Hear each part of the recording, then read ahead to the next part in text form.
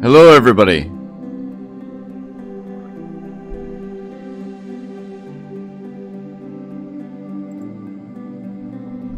How's it going?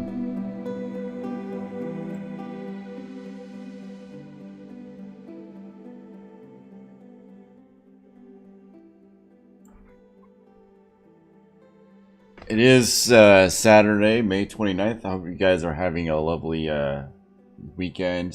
For those of you in America, it's Memorial Day weekend, which means I have an extra day off tomorrow. But 2 weeks ago, I did a stream kind of doing an overview on Ableton Live.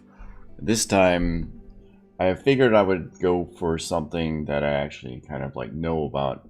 Hello, Blackbird. Hello, Adam Jays. Hello, it's Summit. It's nice to see you guys into the stream. Indoor weather, it has its uses. Yes, it does. Definitely, it's going to be a relaxing Sunday with, you know, maybe it'll burn off a little bit. It is actually morning for me, so maybe the clouds will burn off a little bit later in the day. I decided to do the stream a little bit earlier in the morning so I could like reach some of my people overseas. And hopefully it won't be so late as well. How are you guys doing?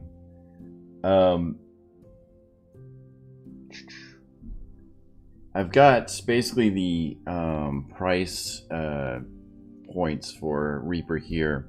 With Ableton Live, you are able to maybe evaluate the program for a certain period of time for free, in which case that you can purchase it. In the case of Reaper, it's not quite as free. I don't see any like free versions of here, although the price for actually owning Reaper is only $60. The license itself is only $60 for like one individual. If you're earning less than $20,000 from the music that you make. Otherwise, it looks like your commercial license is about $225, but that's kind of it's like an on your honor system, basically. So in any case, what we have here is the basics. I'm going to pull up a basic version of Reaper here, and this is basically the workspace that I make most of my music nowadays in. It used to be that I was going with Cakewalk. That was what I started with, and I quickly dumped it when I found this out, and I learned to use the interface. Once you learn how to use it, I feel like it's a very intuitive process. A little bit when we went over to Ableton Live, I had a little bit of difficulty kind of like working out the flow. I feel like this is more basic process, and it has a few features that I think is very useful for organizing your projects. And that's one of the things that, hello John, thanks for stopping by and everything. Hopefully you enjoy the stream. I guess I can show you really quickly. In terms of like DAW software, it's very standard. You have your area in the upper right section here that takes up most of the screen. That's where your tracks are. You have the left side where your tracks are being like stored, and that's where all your effects are. As you can see, I basically just double clicked to create a track. Very intuitive. If you don't want to double click, you can also right click this area here, and you can insert new track or choose a bunch of options that you know, sometimes I do insert multiple tracks, but usually one is just enough to do what you need to do. When you create a track, another track is created here, and this is your basic mixer. We kind of saw that in Ableton Live, but again, I felt like the process was not quite so intuitive because they tried to include Ableton tried to include a flow into there that ultimately I felt was not necessary, and I'll kind of try to explain why as we go through this and everything. Thank you. Message engine model. That is wow. That is from 8 years ago, I think. But glad you like that track. Sometimes it's hard to remember some of the tracks that I make because time passes and you just forget what you do. This is your master track, and basically your master track is what it sounds like. After all these tracks get processed, essentially it's what's up, Bobby? How's it going? Your master track, Unstoppable. Hey, how's it going? Glad to see you here. Your master track is basically where all these other tracks goes for the end of the mix. It's basically your mastering track. So one of these tracks is essentially the same as any other DAW software. You have a recording button here, so if you want to record from your input device, you can. You can name your track, so track 1.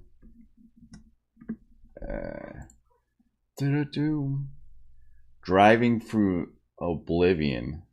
I do kind of... How old was that track? Let me just search that up real quick. Driving.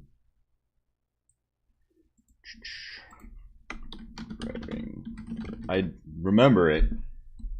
My God, that's like 9 years ago, almost. That's okay. That track was like, if I remember right, it's like kind of like classic rock, retro rock feeling. Also, question: do you make these tracks by yourself, or is it a group effort? Most of the time, it's just me. Sometimes I do have help from like sampled instruments, or like a piece of like, you know, loop gives me an idea, but for the most part, it's me. And also sometimes I do like, I do collaborate very few times with like other people for like vocals and stuff like that. Don't know how to pronounce your name. I wish I could pronounce that.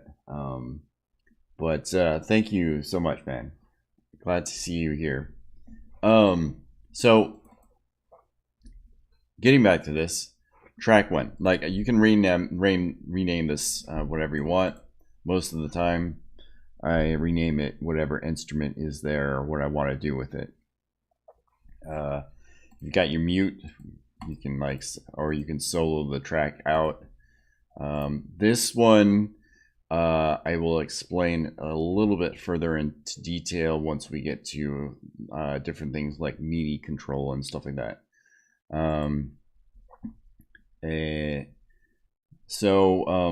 When you're recording, also you can actually opt for a stereo or a mono input. This is particularly useful if your input has effects that make it into a stereo output. So you're not basically flattening out that recording by only doing mono.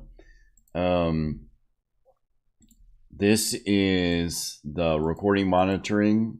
So if you want to monitor what you're recording, you can absolutely do that. Usually I have this option feature off because playing and having your own playing echo back at you like 20 milliseconds after the fact is kind of annoying. So I'd rather have that off and just like hear what I'm playing the guitar straight through the FM3. Trims. These are your automation features. And then this is where I feel again that Reaper is absolutely superior to what Ableton is doing here. Again, it's my preference, and I know these things a little bit more. because I've been working with this interface for so long. You've got basically snap enabled. We'll kind of get to this stuff. The only one I really play with here is the snap for when I have to move things around and everything. So in any case, what we have here is I just click the effects tab, and that's kind of a misleading name because not only do you have your effects, you have your instruments if you have MIDI instruments, right? Let's see. Reaper didn't take all that long to be familiar with, and I feel like some of it has to do with like by the time I had switched to Reaper, I was using Cakewalk software and also Reason for my electronic dance music tracks for about, I would say, about 6 years at that point. I started posting royalty-free music in 2010, and I switched to Reaper about 2016. So I had already like 6 years of experience doing things with Cakewalk. That what happened is like you switch over, you try to search for like similarities in function to what you're doing in the new platform, and so I would say that I intended to basically try to phase out Cakewalk more gradually than I actually did. Basically what I did is I picked up Reaper and I just never went back to Cakewalk ever again. And that's a mindset too, because like I was meaning to kind of phase into my guitars in when I bought guitars last year, and then I just ended up just using guitars for everything, for better or for worse. At least I have the experience of utilizing what I need to make the guitars sound a little bit better nowadays. So in any case, what we have here is basically the effects window here, right? In order to get to that, you've got this effects thing. You can actually power this on and off. But the point is that you can bring also your MIDI instruments and your effects, which is selectable in this left column here through the tabs. And normally it's not necessarily to go through all the developers, although sometimes that makes things a little bit easier to kind of like sift through. Do I get annoyed when people use my music but don't pay?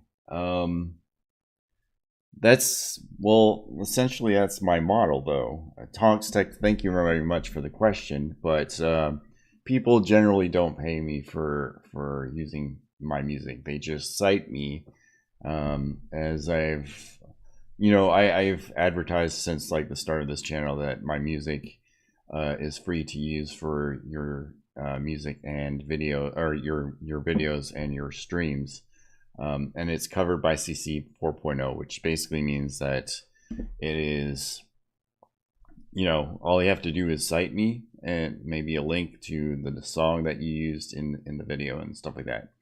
And like I feel like most of the money that I made is for alternative sources anyways, because like most of the music and most of the money that I make right now is through Spotify, and Spotify streams and stuff like that. So people who already have a subscription to Spotify don't really have to like pay any extra money, and I don't think that you can still listen to music on Spotify without a subscription. You just have to wade through a couple ads per like song, per like so many songs. So like in reality, like I feel like if people listen to my music on Spotify, like that creates a way for me to kind of monetize things without actually having to charge you any extra, I guess, you know what I mean? like, because I know like times are tough right now, right?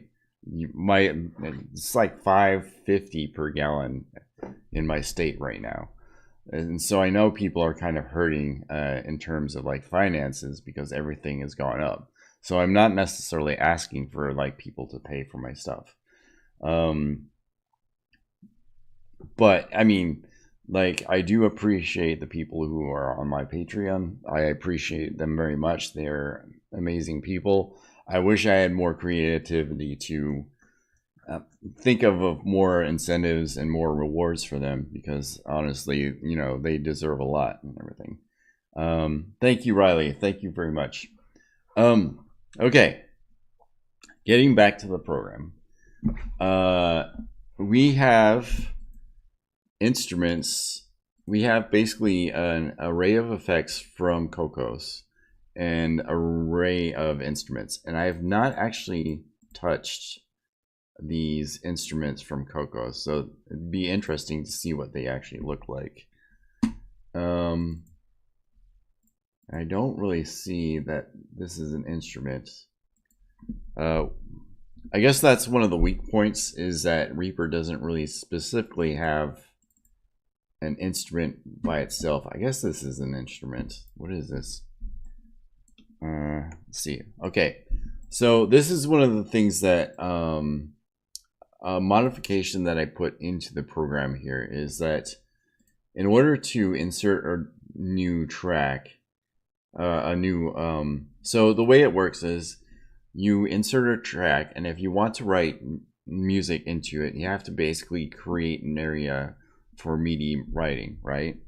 And one of the ways that I kind of like improve the flow of this, because this was not actually here, is actually changed a key lock. You know, I basically assigned Control-I, which I did right there, to create the area in which you create notes, right? So if you want to very, very, very much improve the flow of like this, Control-I is a very good hotkey to basically, and it doesn't actually interfere with what you're doing here. So I just want to basically pull this up. Here is your MIDI editor. We've seen something like this before from Ableton, although I feel like this is you know, a little bit better of a flow. Okay, so apparently this instrument right here, this is the TeknoAXE synthesizer, which kind of comes in with the track here. So I'll just like draw a couple notes. We're actually gonna just do a one measure fill here.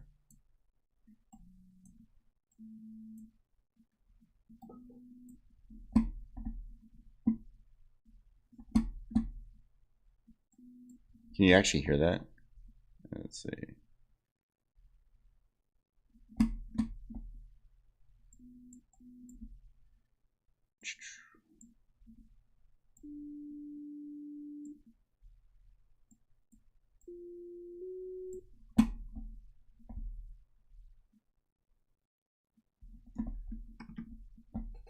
Let me know if you guys can hear this. I'm not sure.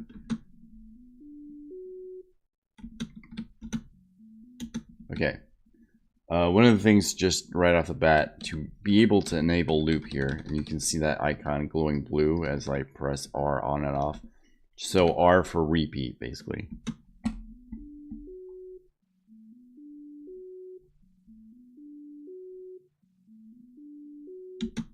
All right. Technical difficulties. All right, let's try this.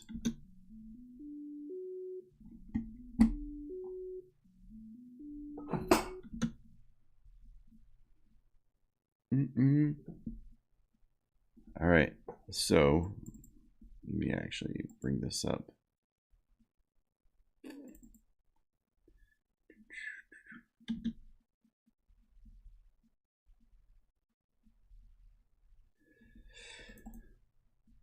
Okay, line 3 device. Can you actually hear the music? Just out of curiosity, I'm trying to play this through.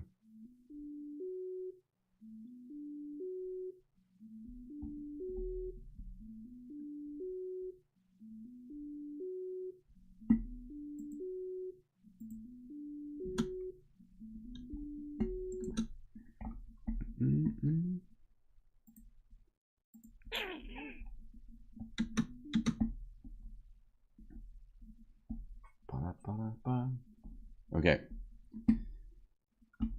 Show.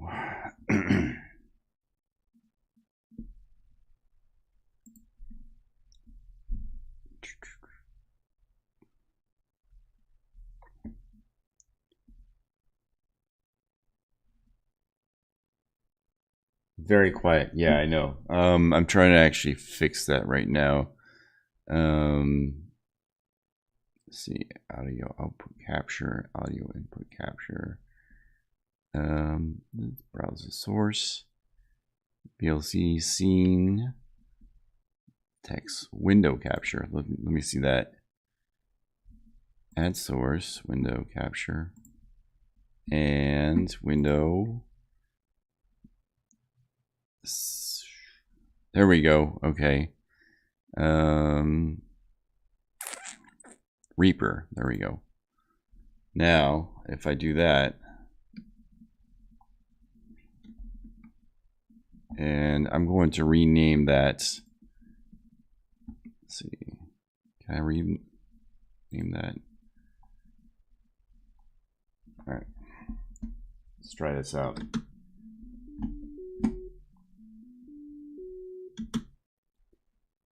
No. Okay. That did not work.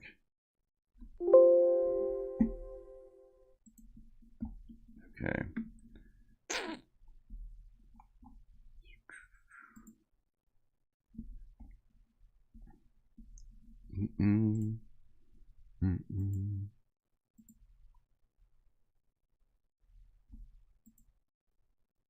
Monitor only output.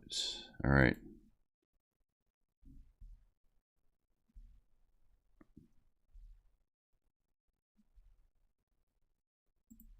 All right.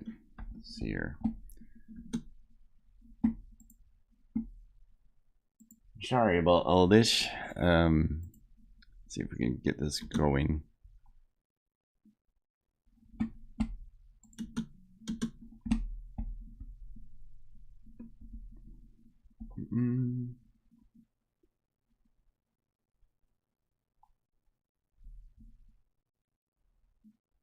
Video capture device. Don't necessarily want that. Let's bring this out here.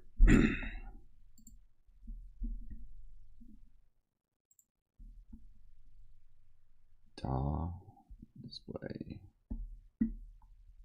and a mixer.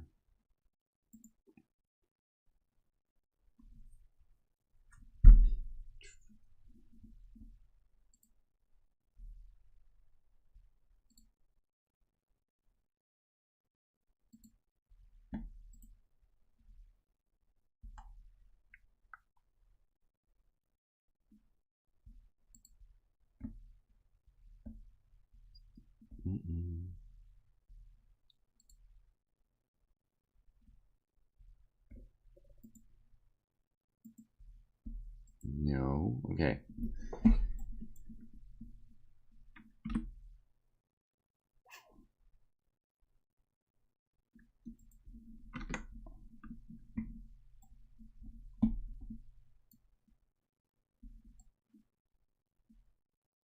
Right there. I'm trying to figure out, because the last time we actually did this, the audio actually worked. So I'm not exactly sure what's going on here. So unless I can actually add something.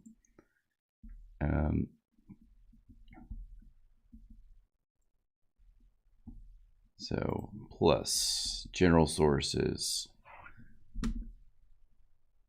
media source.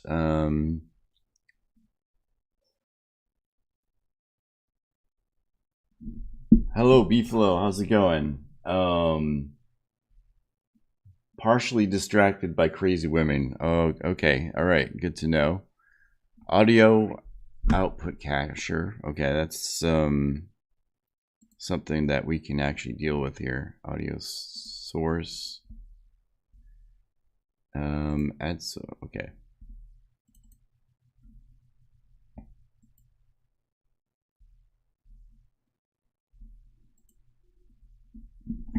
All right. Let's see.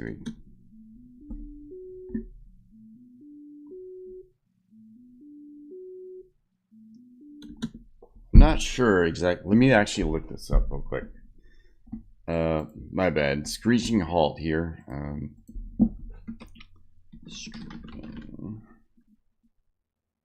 Audio.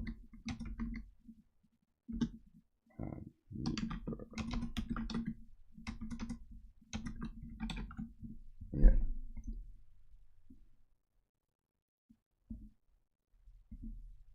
Streaming audio Reaper.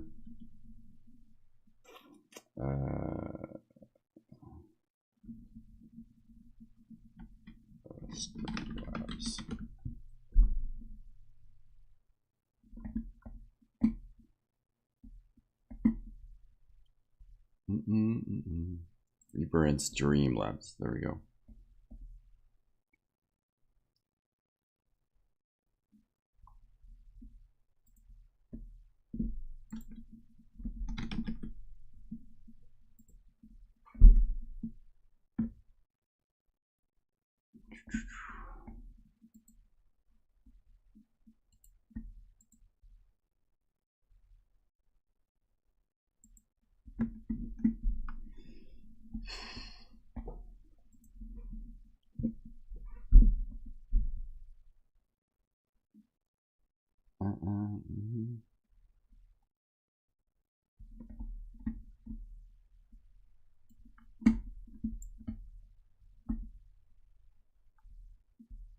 Audio settings. So the device is there, monitor and output, but it's still not actually outputting into what we want. I think I know though. If we go into filters though, I think what we can do is we can add a filter into the DAW here, and maybe a VS2 plugin. Try it. Okay, select the plugin, and we are going to go into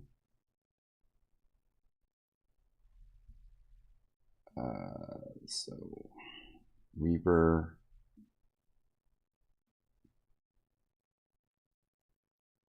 Yeah, I know.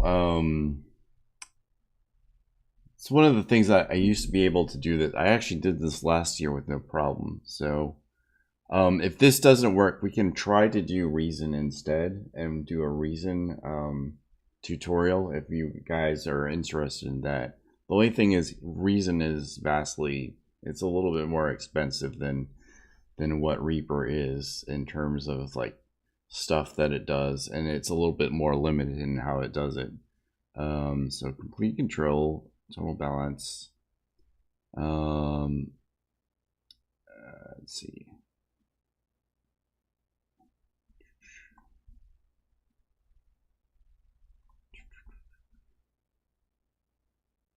Restream, okay.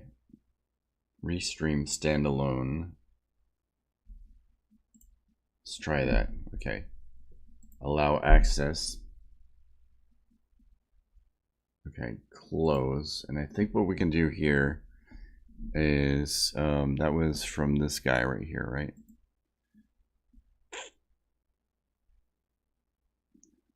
Yeah, we have that. That is now in the Restream. And then in our thing here, we'll go into the master track and get into Restream standalone. Restream. And then I think send audio broadcast. Let's see how that works.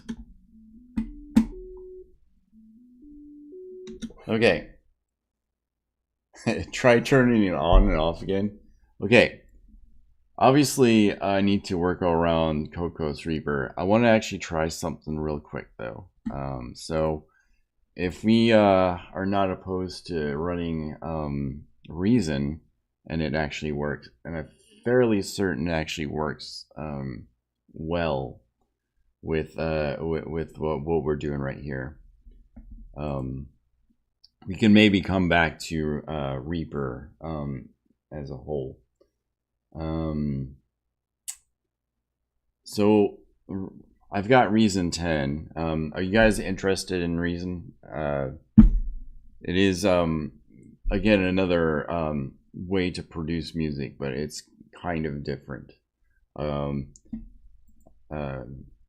me actually create a track here.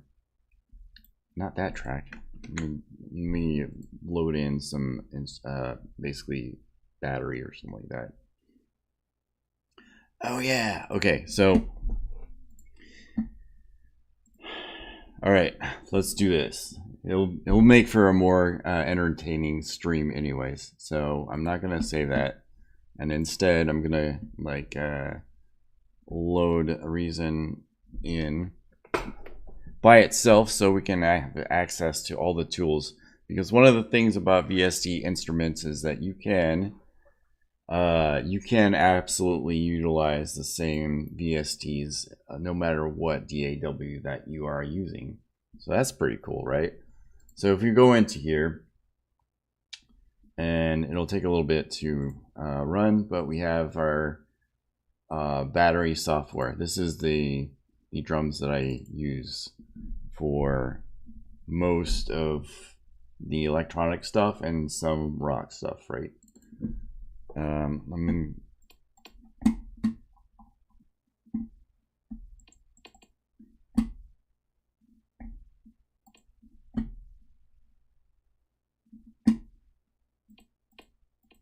And this is where I think our settings will have to be changed just a little bit here. So audio, we'll go with a DX instead of ASIO, and I think that will help us immensely. So let's try that.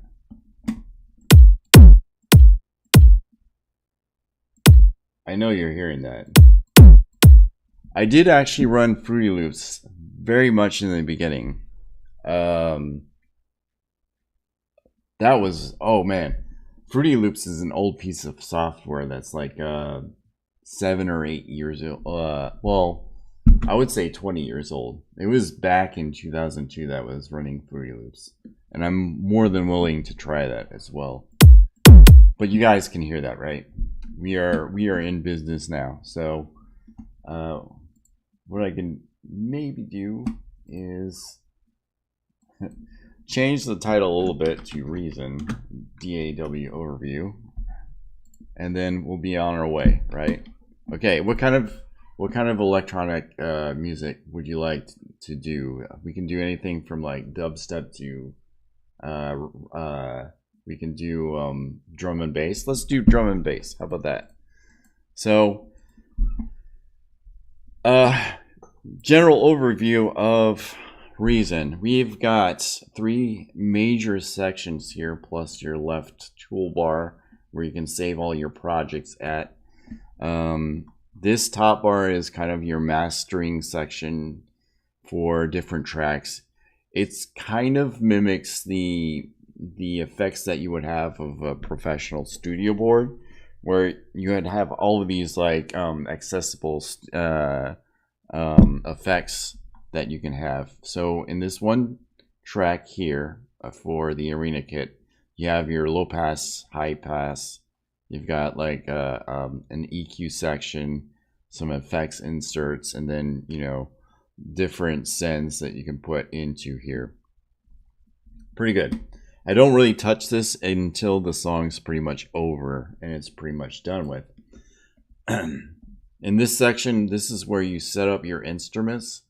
The flow is different. You've got a front and back to here, which it seems like less advanced, but basically what you can do is you can physically wire your instruments to different effects boxes here and everything like that.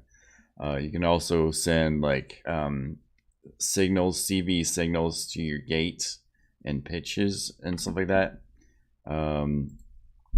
With VST instruments, you have the option to basically pop up a separate window so you can tweak with effects there and like tell where individual samples are to go.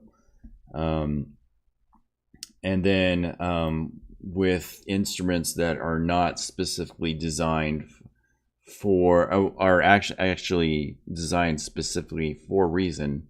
And let me pop something up here. I haven't really added too much here. Blamsoft Expanse. Well, Blamsoft Expanse. So with these instruments here, you can see that in as opposed to VST instruments, you can actually tweak the instrument right here in front of you without having to do a pop-up window, and that's because this is basically a rack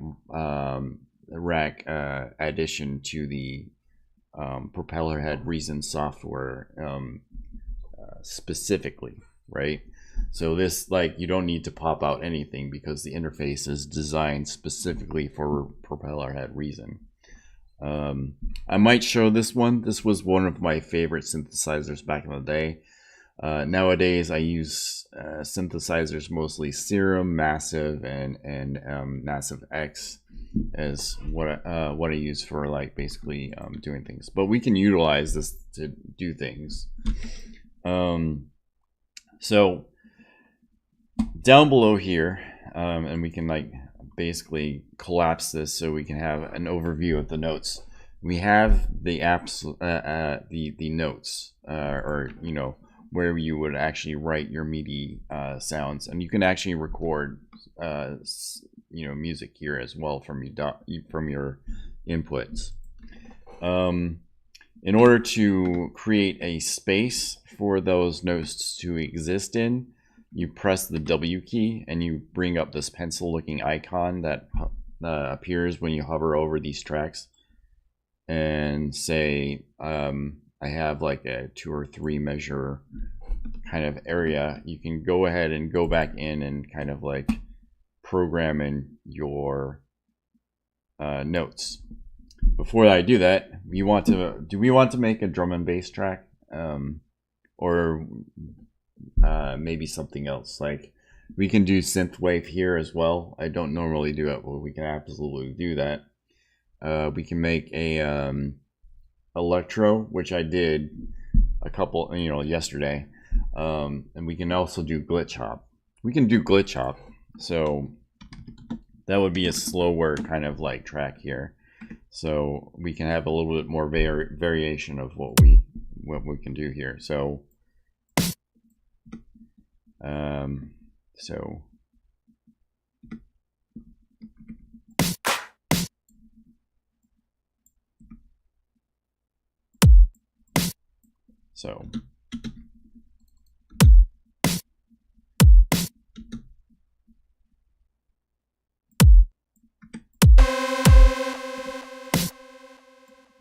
some of these kits have very annoying effects that you don't necessarily want.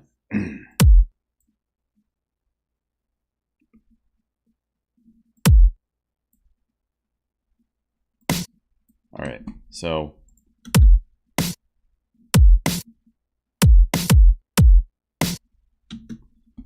fairly good beat. So you can break things up a little bit by having a little hi-hat here.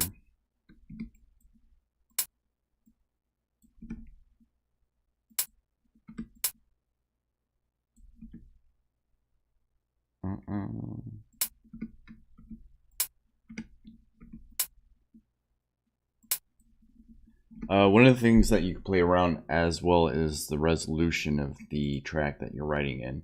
Right now, our resolution in terms of like divisions of the beats are 1/16. You can go all the way up to 128 and never really do that, but you can. I usually sometimes stick to 1/32 notes. So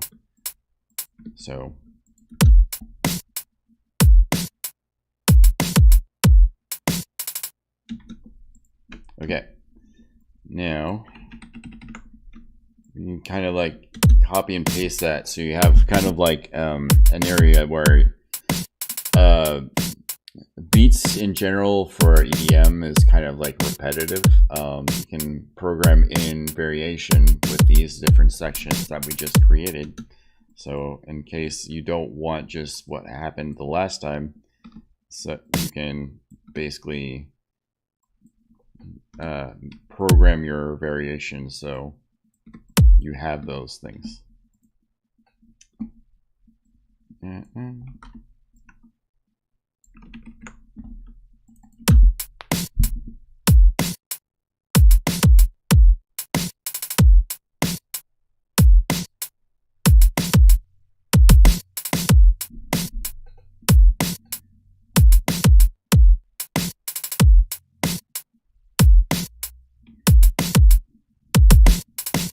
Okay,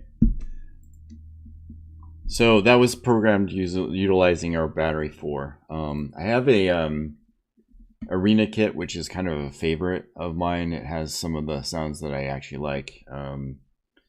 Right now we're pulling off of a kind of it's Native Instruments Complete, which is kind of like a reserve of like quite a few instruments and quite a few things.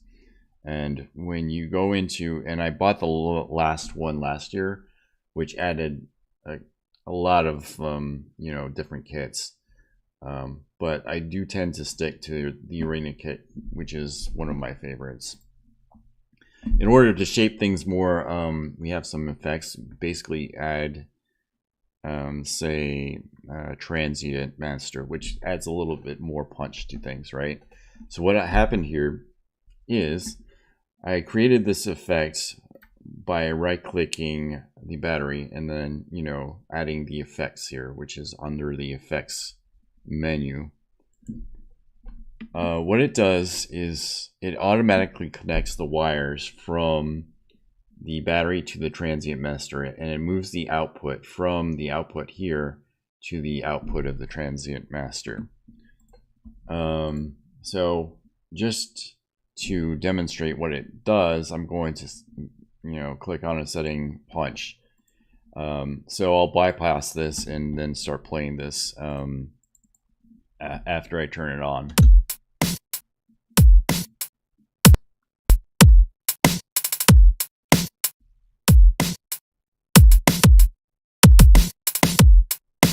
So there's a little bit more of a kick there, right? So that because of this effect, it adds a little bit more snap to the transient as it first gets triggered. We can also add a little bit of reverb, not too much, but just enough so it gives it a little bit more room. We'll go for a drum bus here.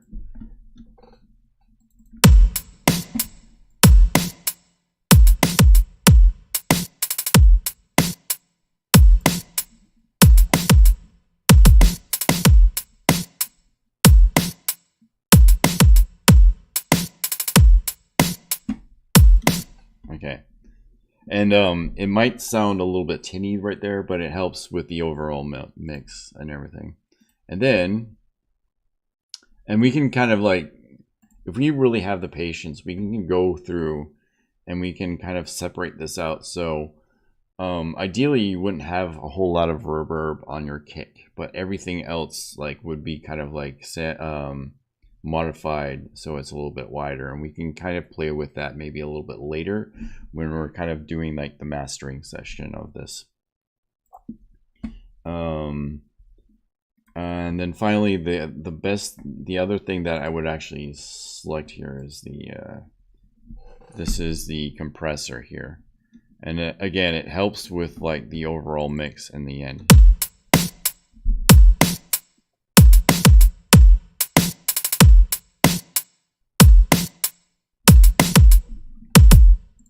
All right. Let's go to this guy. This is, I have not used this synthesizer in a while, but I think I know how to kind of get some good sounds out of this. I'll decrease our loop here to 2 measures so we are not completely overwhelmed here. It's a preset there.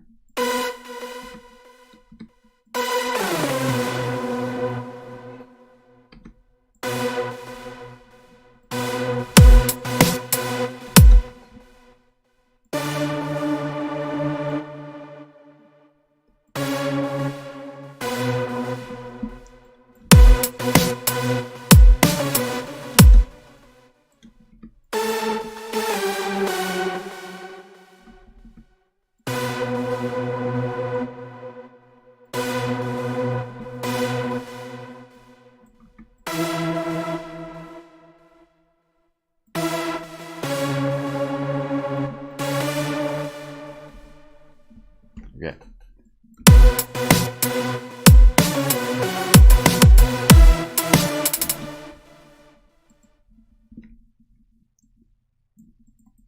May be able to extend that out a little bit with the key. And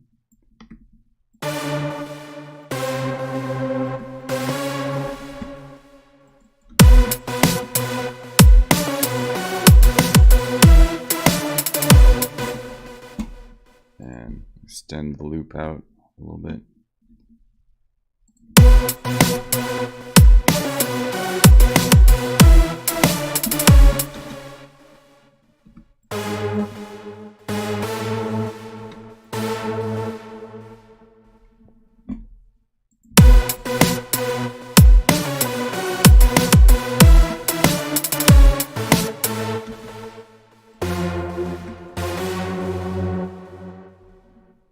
A lot of this is, I mean, I'm hearing this in my head, like what comes next, what would be an interesting way to like write this. So it's still simple, but it varies so you're not bored at the end of like 5 measures.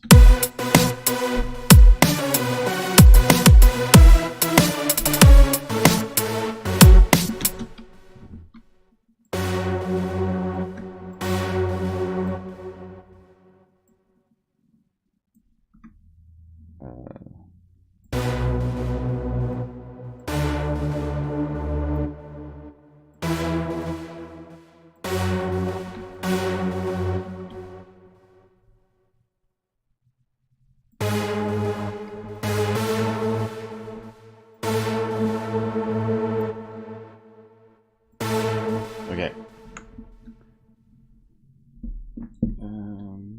Demo.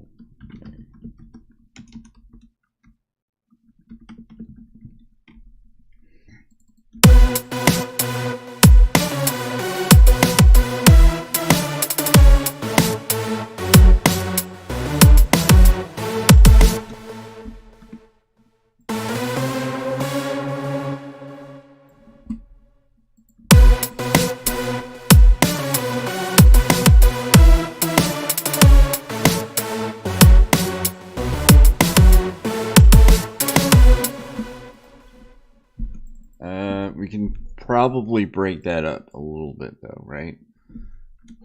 This last part.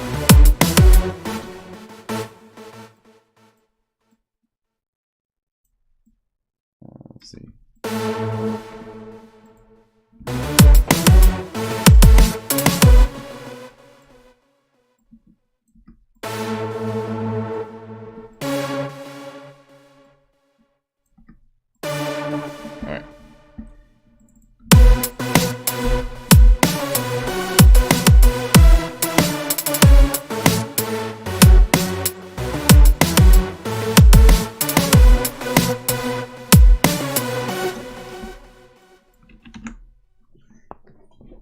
Okay, all right.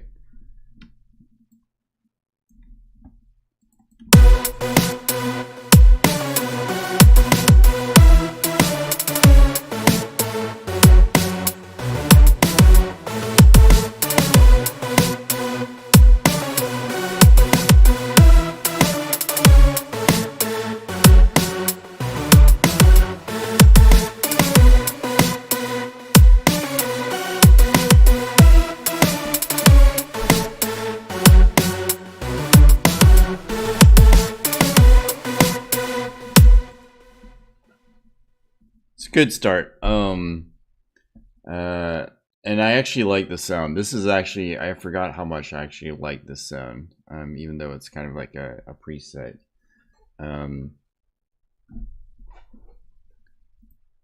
We can actually maybe duplicate this as well to kind of like bring out some of the lower harmonics here. And when we're doing this, one of the things that you can actually do, and this is stuff that you can do elsewhere, is you can bring things to like a bus.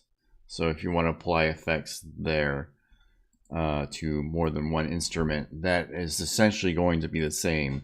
You can actually, did I actually just create that? Okay. What we want to do is we want to actually route this second copy that I just made into the same bus here. So we're going into bus, and we'll do like an expanse bus real quick. And usually for organizational purposes, I like to drag this over to the right here. And that way, it keeps things simple here. Like you can actually just see the instruments here, and then you stick your effects here. And in that way, if you try to like apply effects to everywhere else, you're gonna have this one big huge line of stuff to the right. That's going to be very tedious to kind of navigate through. Granted, sometimes I actually do that, and I end up with like a huge line of like devices that can be confusing at the end. So I'm speaking of experience here.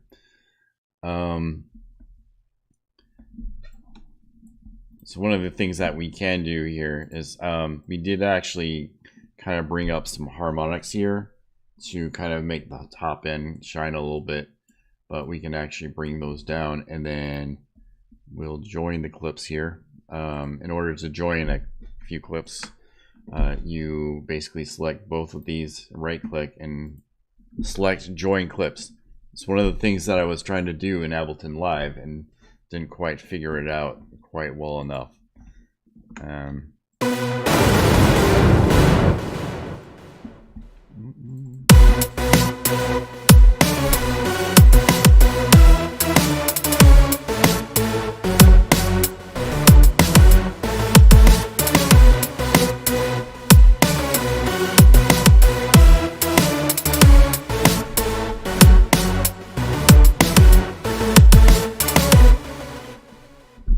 If you want to play around with the volume and the pan of these tracks, it's quite simple. This is your volume slider here. You can slide all the way down to negative infinity, and you can go all the way up to plus 806 dB. You also have your left and right panner here, and you can pan all the way left or the right if you want to. In this case, I want to bring the highs to the left and the lows to the right here.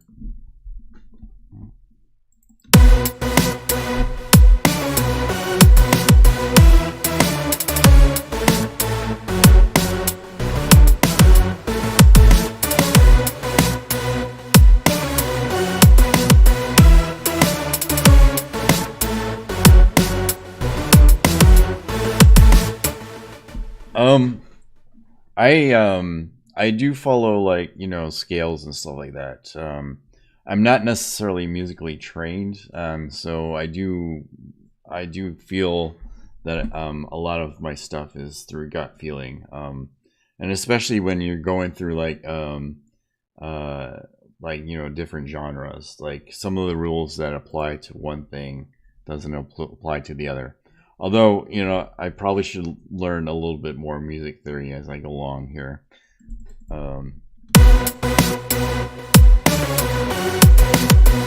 Okay. All right. So as you saw, we wrote some notes here, and I duplicated this out. I'm going to rename this actually to low right instead of copy, and actually rename it there. Right, high left. So I routed everything to this bus here. It's the expanse bus, right? And here you can apply all the effects that you want to. Usually I EQ out certain frequencies so the drums are more understandable here. 250 is a snare frequency that I like to have prominent in the mix, so I usually mix that down to however low I can go. In this case it's negative 15 dB. Also 400 hertz that's the kick drum right here. The kick drum also has a frequency and a 1.5K that I like to actually EQ out as well. Let's see.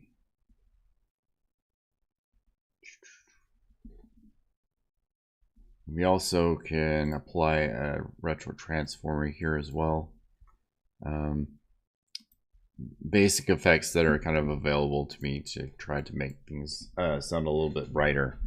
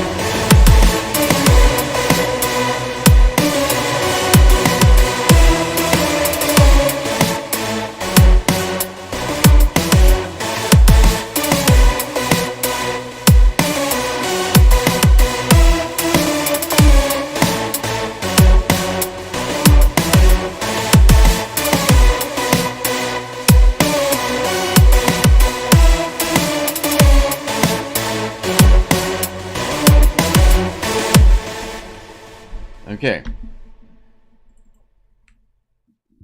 All right. So as with everything, all your effects are wired up in the same way. You basically have an effects send that goes into the bus, from the bus to your effects, and then it comes back out at the end of your effects chain. So, you guys follow? Is this clear as mud? Hopefully things are kind of being explained fairly well.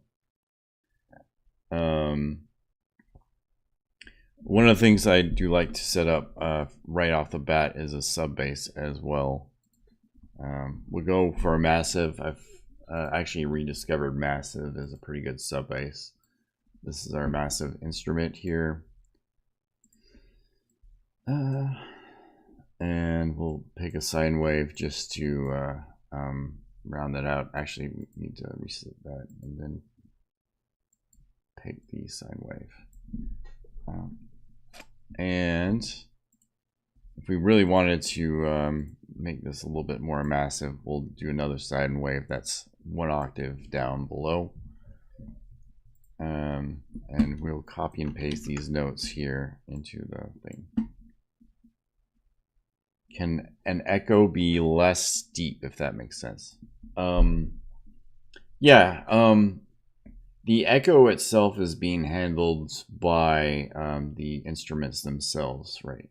I did actually add a reverb into there to kind of add a little bit more atmosphere here. But what we can do is go into the expanse instrument and figure out where the delay is. And this is the delay right here. So to select the delay, you've got basically your little tab here. And we can turn down the mix by a little bit. So we can do that and just see how it sounds. Right, so.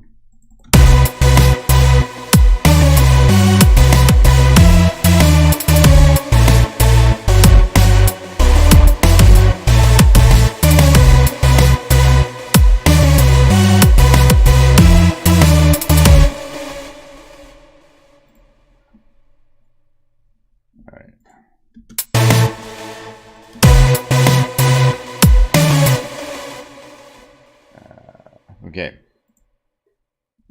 so does that make sense? Did that kind of like sounds a little bit better there?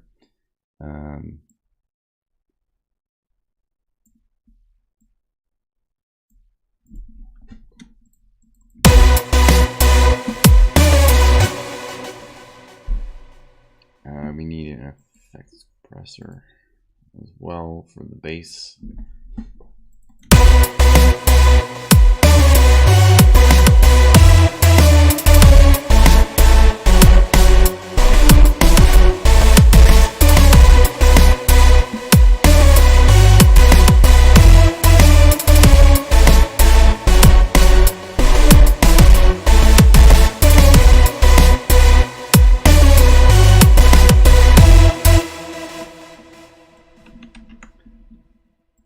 Alright, basic melody for one section has been completed.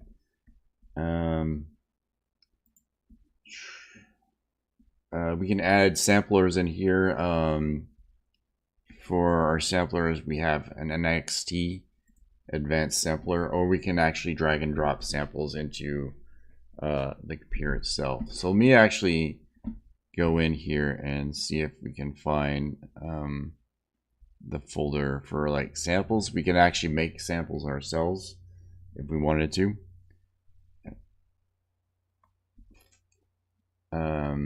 But in this case, the sampler is exactly what you think it is. It's a thing that utilizes samples to essentially create sounds, as opposed to like doing it without you know, with like waveforms and sine waves and things like that. So we can do that by resetting the device. This will clear out all your samples here. Let's see. So if I wanted to browse samples here, and it's been a while since I did this, that's why we're doing this. Lo-fi, we can actually go into our reason patches here. So reason patches, right? And we can actually probably select a pretty good sound here. If we're going with robotica or, you know, glitch and everything like that, we probably should have like glitch samples or something. So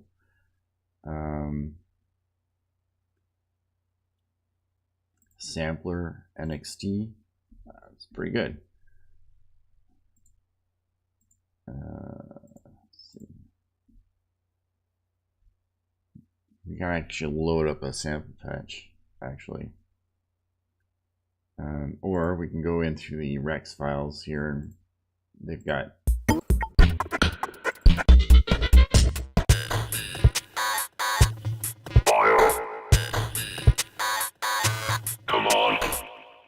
okay.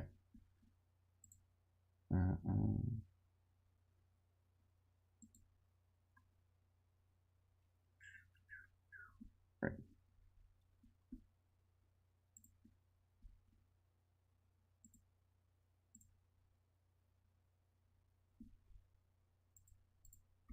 Let's browse this out a little bit. We can actually load an entire patch, so we're not sitting here bringing up individual samples. Back into robotica.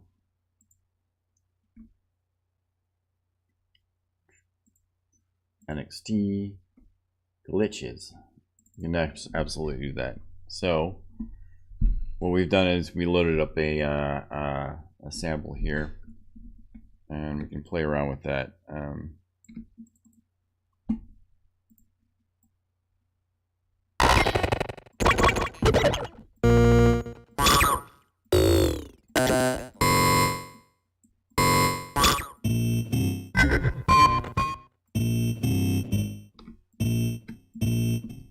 Use them very sparingly.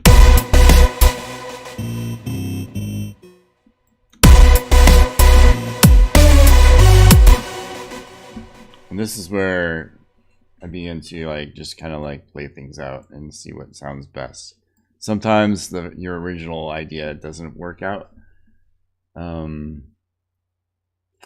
What I want to do is kind of create kind of like a counter beat that kind of goes along with a hi-hat, actually. So let's go back in here. Glitches, drum kits, speech. How about that? Words. Letters. Okay, let's do the first sample here.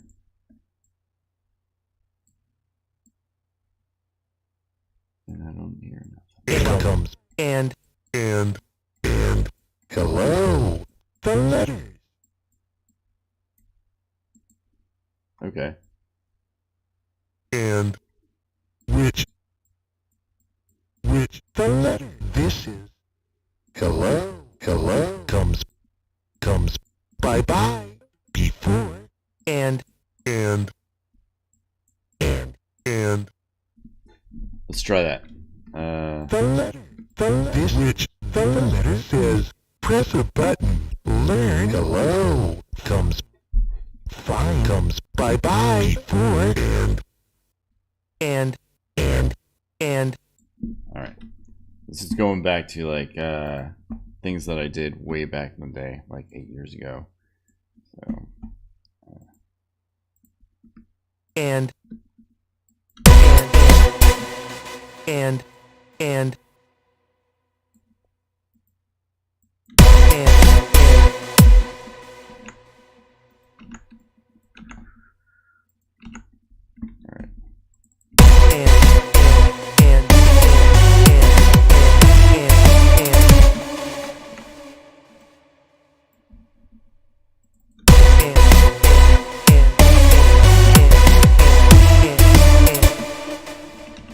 So by itself, I'm not going to use the sample by itself, though.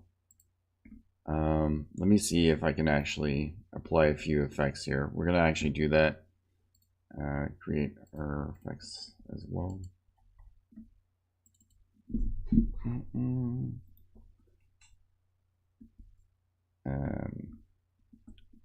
Put a driver in there so it's a little bit more prominent.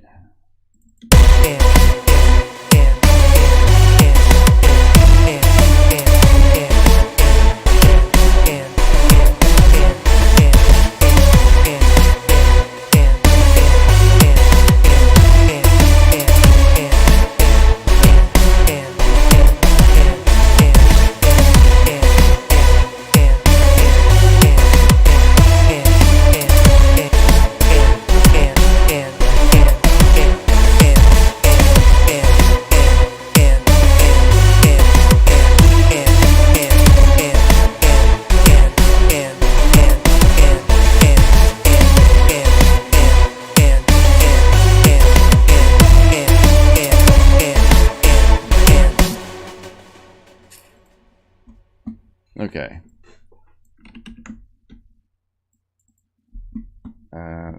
Bringing in a reverb as well, just to kind of make it sit into the mix. And also, universally, we want a compressor. For things like this, usually it's just enough to make it so it sits in the mix better. For that, the Very Comp is very good in the gluification setting.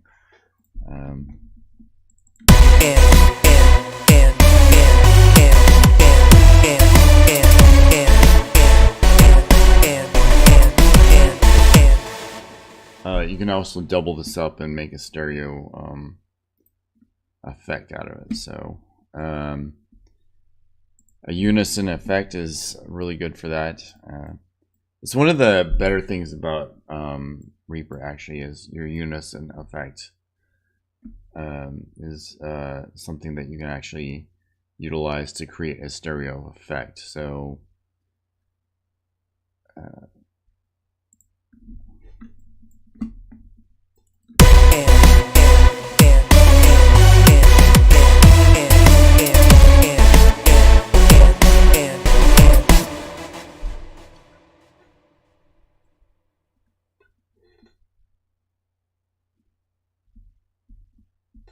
and okay.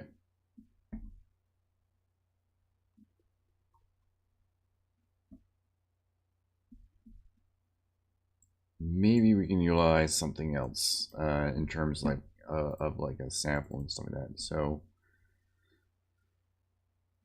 This is going to be a lot of experimentation. And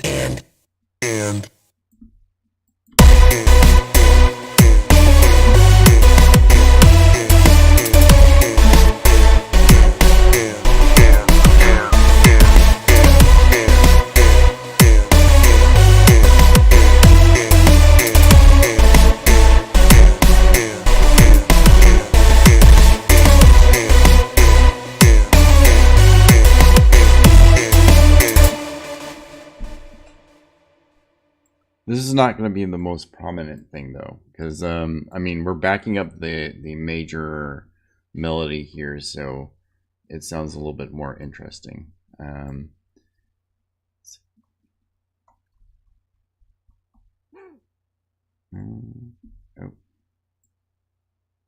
Probably don't want to left out the sub bass here. All right. One of the other things we can do is we can bring other instruments into the foray here.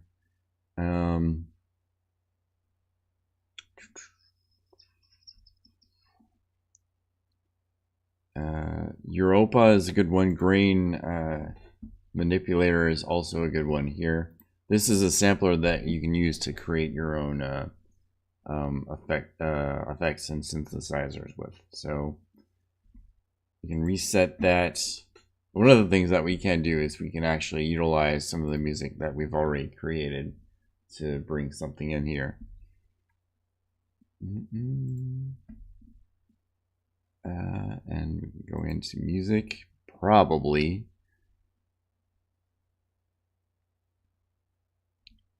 Let's see.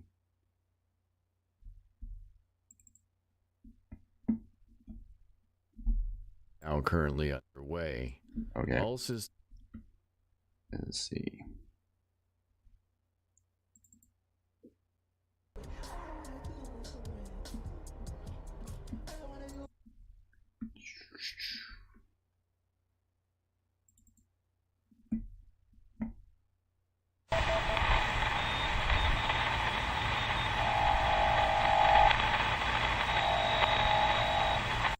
All right. So we have a sample that we can probably use here. Just drag and drop into that, and basically what this is, and we can actually create the start here, and we can play this, and you can see it's basically what it is kind of like a radio loop and everything.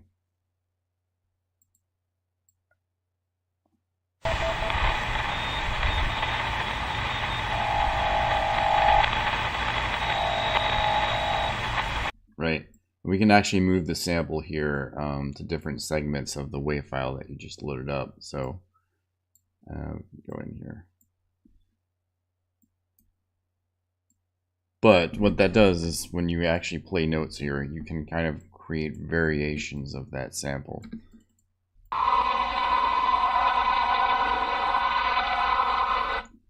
Kind of creepy, but we're going to tweak the effects just a little bit.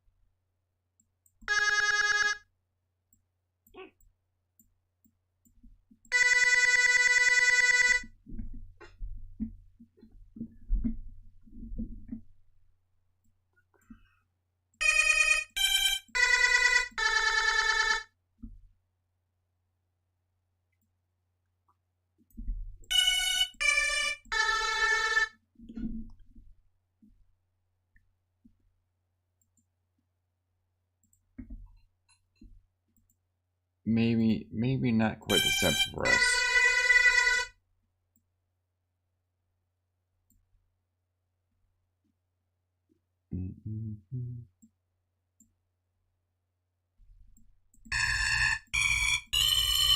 All right, we'll put that. Yeah, we'll put. Okay. We can actually, let me see if we can find a different sample here.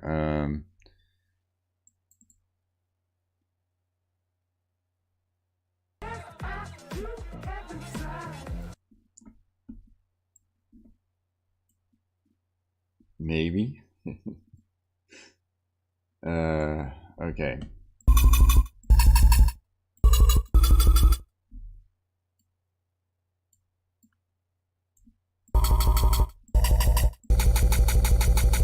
And it has a very good glitchy sound, but we're going for more of a happy sound, right? All right. So that's the grain synth. We're gonna leave that for now. One of the other things that we can do is bring in some of our own a Europa synthesizer as well.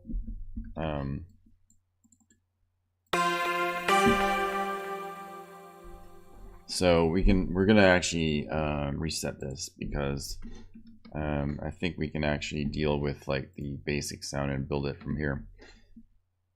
So we have basically, we're in the key of C minor.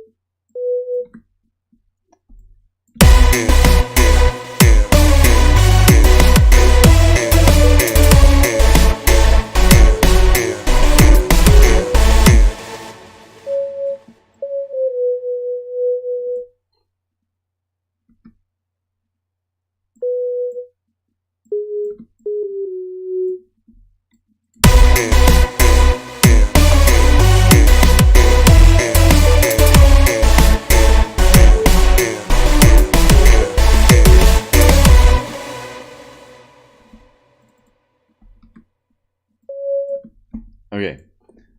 I'm going to pan this to the left and the right so it doesn't interfere with the major melody, but it's kind of off to the side, so it's still there. And we can play around with the waveforms as well.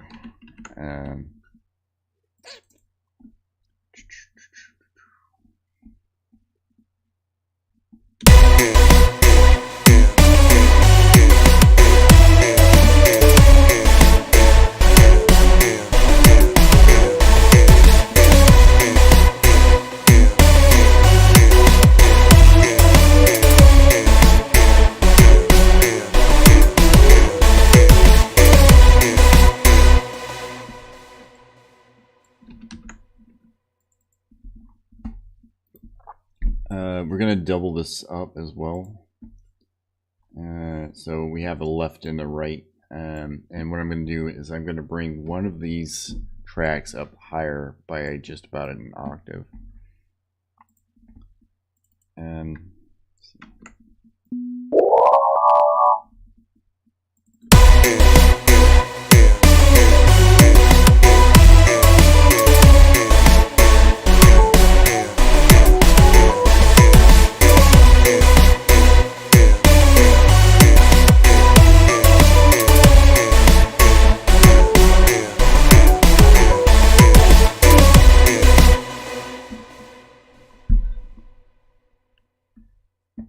okay. And again, we can actually let's do a new output bus. Europa.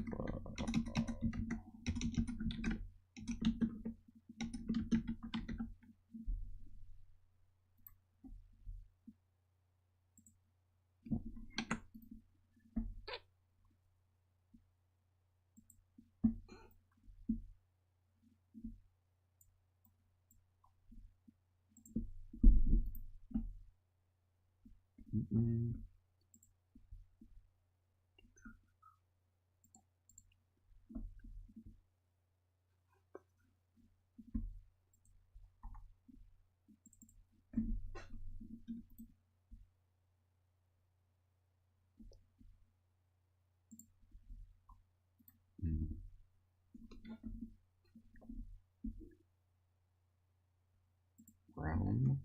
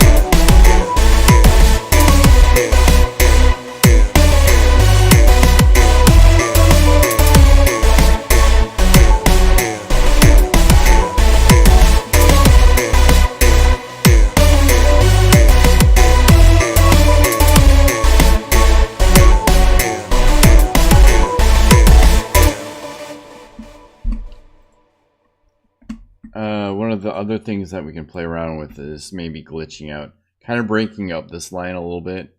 It is kind of like a standard kind of thing, but we can what we can do is we kind of replace this with other things going on, and I'll show you what I'm thinking of doing. We'll see if it works. So. Again, what we just did is we actually created a bus for these two instruments here, the Europa left and right here. In this case, we put the higher track into on the right so it doesn't interfere with what's going on with the previous bus here. We have the higher track on the left, so seems like a good idea to pan the higher track to the right on this one. And then we applied some effects to kind of make things a little sit better into the mix. We also did kind of like an echo here to try to make things a little bit smoother, and also our reverb as well. So.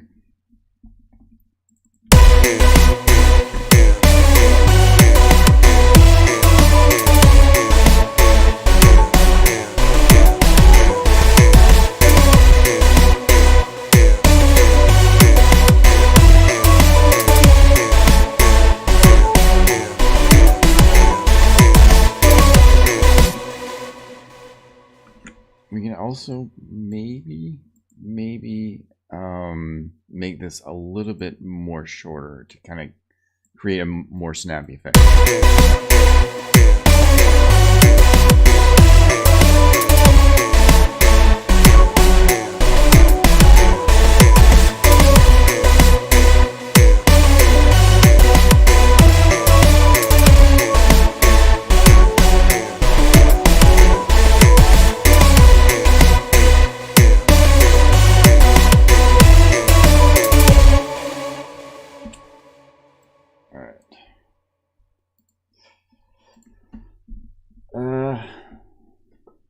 How's everybody doing so far? Let's try a serum instrument here as well. And what I want to do is I want to try to follow what we're doing, but not do the same thing.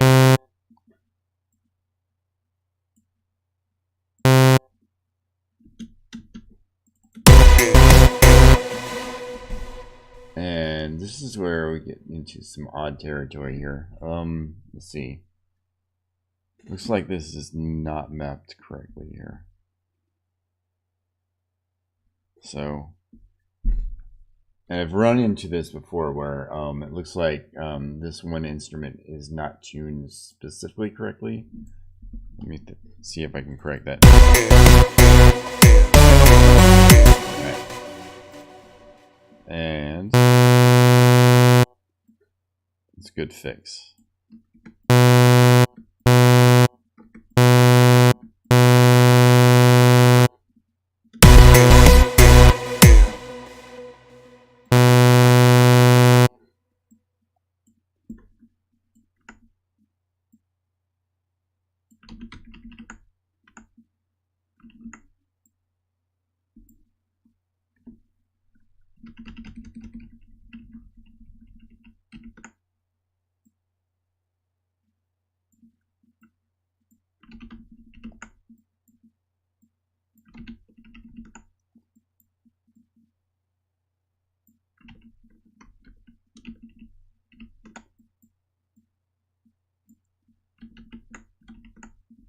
Yeah, that is like,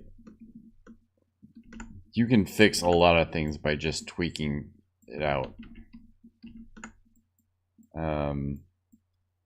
Like, you don't have to do much, and if you do too much, it can make things worse. I found out.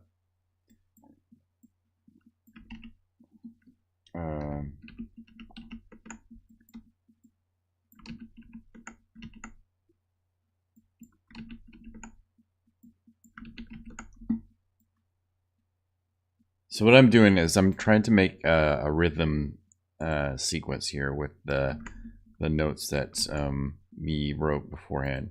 So instead of being like just playing da-da, you know, we can actually make things a little bit more rhythmic here in the background.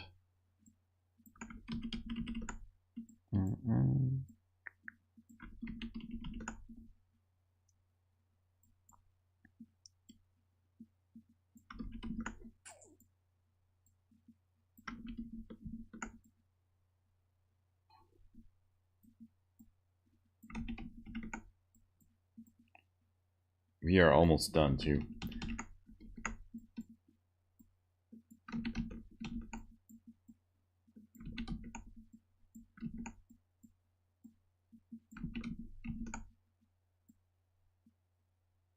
All right, this is the end of that. So you'll kind of listen to what we're doing. We might actually solo this one out to see if we can see what we can do with it. That doesn't interfere with what we've already done. All right, so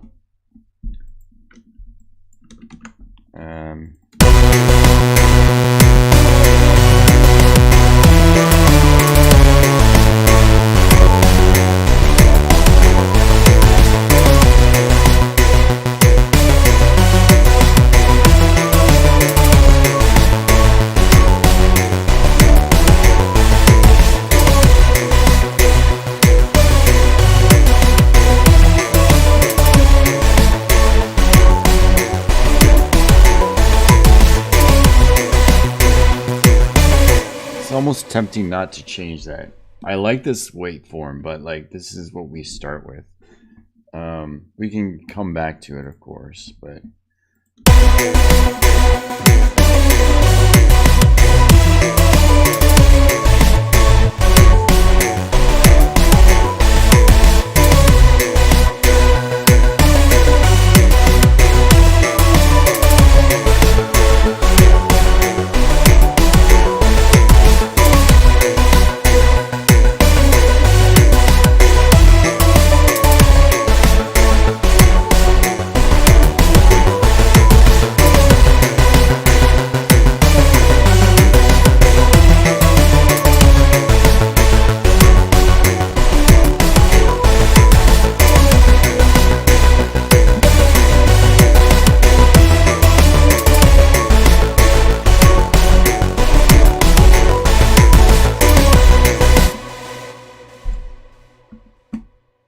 So yeah, all right.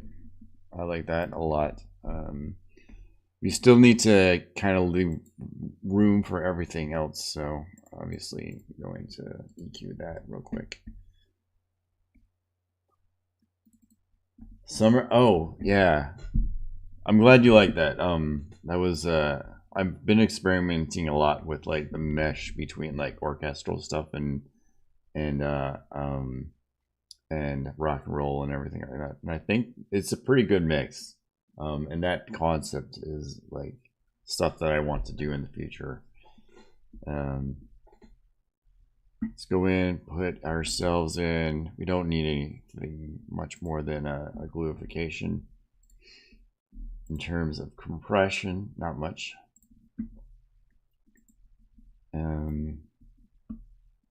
Don't need much in the way of reverb as well. So just gotta mix it down just a little bit there. And probably need to pan it either left or right.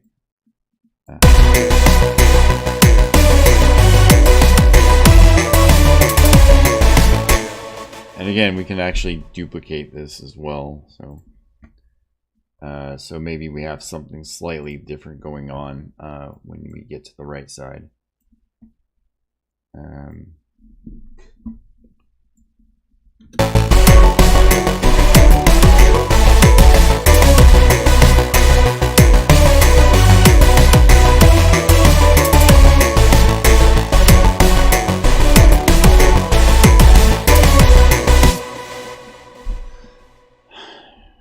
Shall we add a pad to this as well?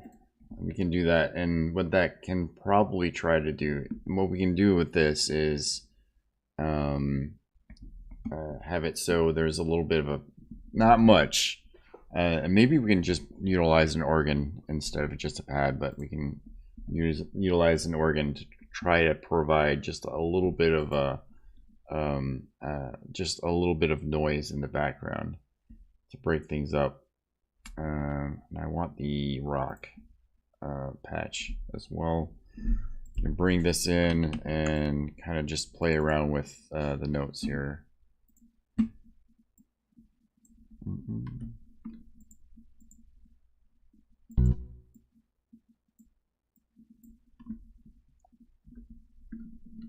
Hey Yogur, how are you doing? Glad to see you here. Thank you very much.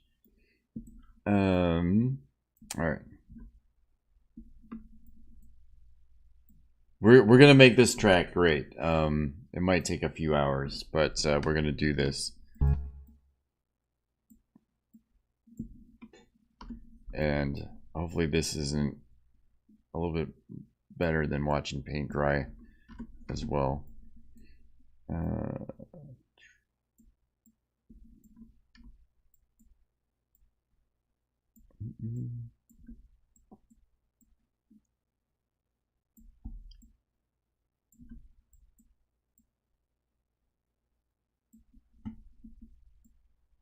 So essentially we're replacing anything we can, like 8th, 16th notes to go all the way to just like one long continuous notes where we can.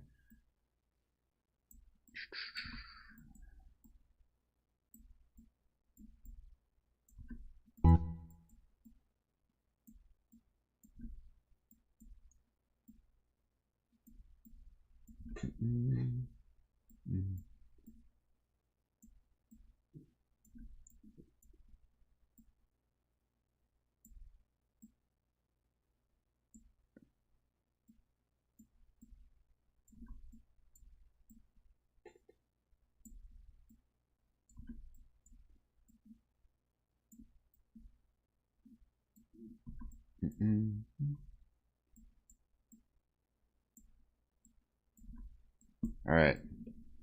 Now double this up through octaves, and we can work towards creating some sort of chords here. So we're in the C minor here as well. So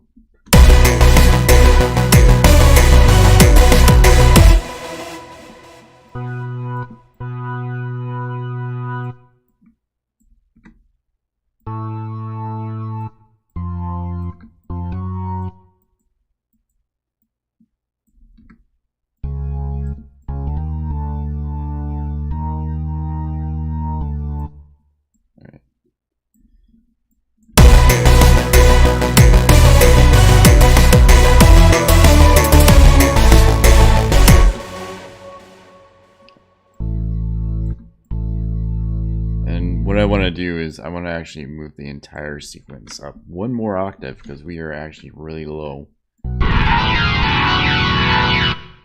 Sorry about that.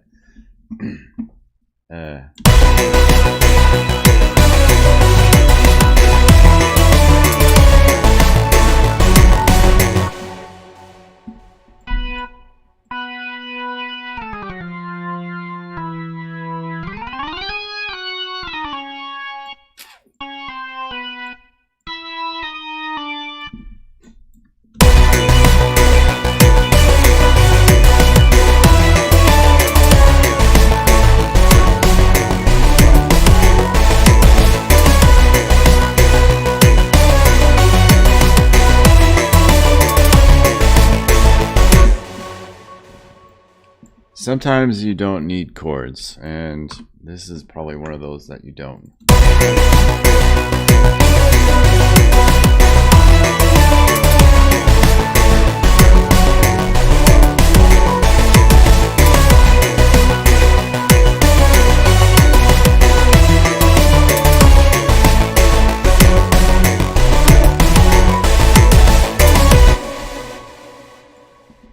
Possibly.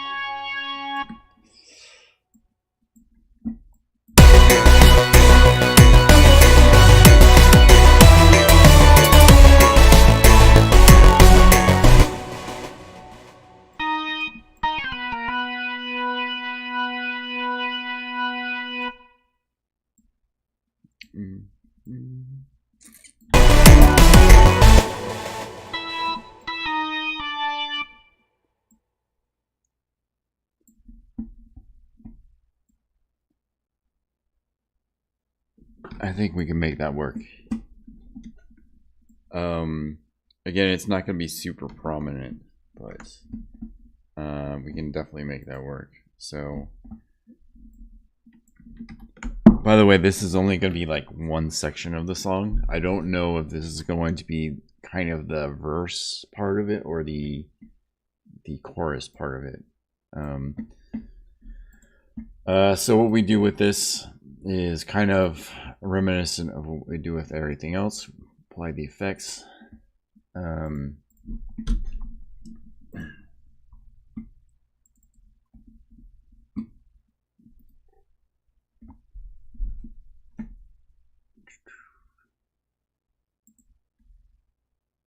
Your headphones? I'm sorry.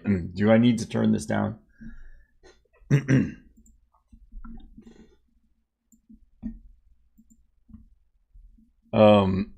One of the yeah, let me see if I can turn this down.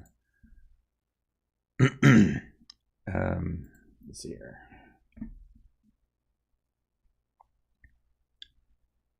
Streamlabs and our DAW. Where are we at?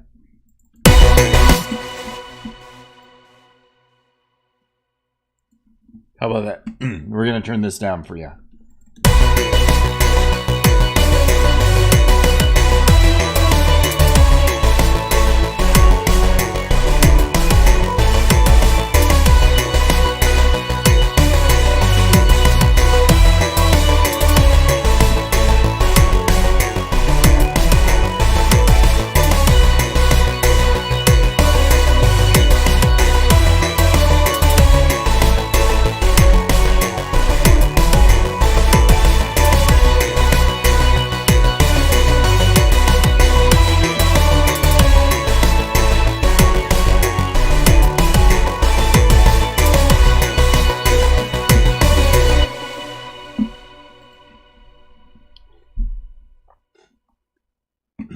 All right, so we have ourselves a section of music, I think.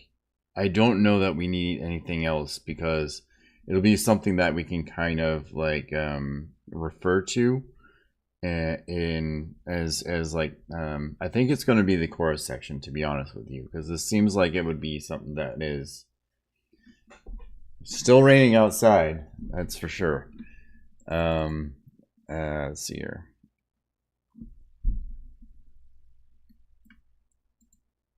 All right, so let's actually, what we're gonna do is, the good part about this is you can actually, without too much trouble, select all of this stuff and move it onto the side. So we kind of have that as something to refer to later. We're gonna go back and we're gonna kind of go with this beat, but we're gonna try to chain it around so it's maybe not so harsh. Get rid of this guy here.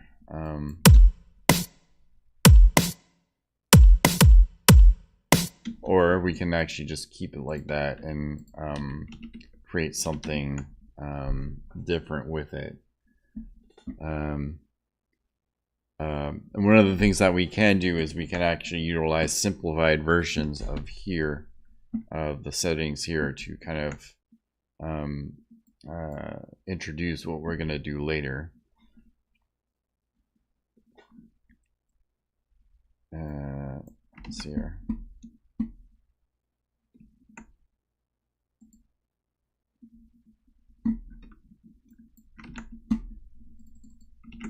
What's up, Marlon? How's it going?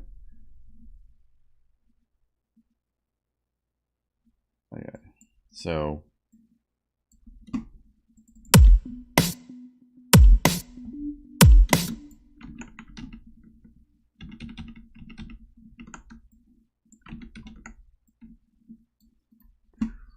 drawing this out.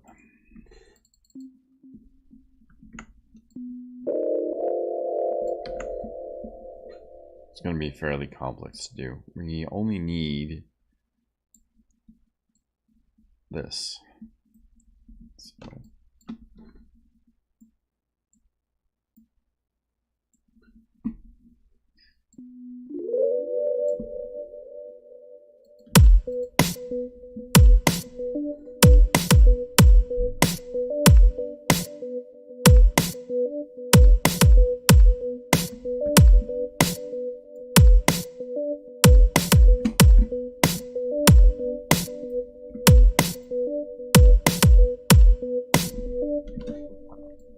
We can build it from there.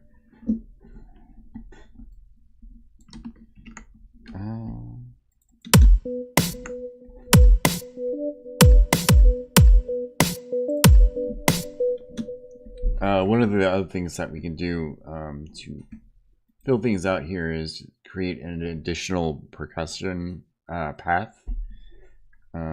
We usually do this using TeknoAXE Octo-Rex loop player, in which we can like select different loops from. You have your standard loops here, which you can utilize. Let's see. Your percussion drum loops is basically what we usually go for. You have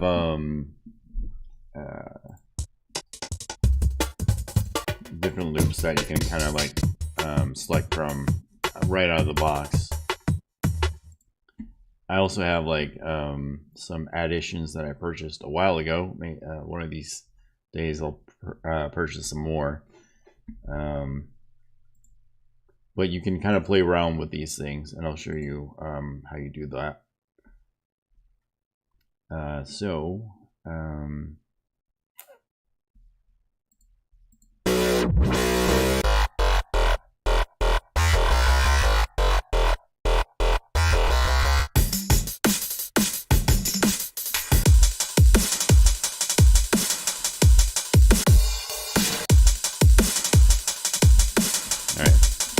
Like this, but we're going to modify it. Disable that.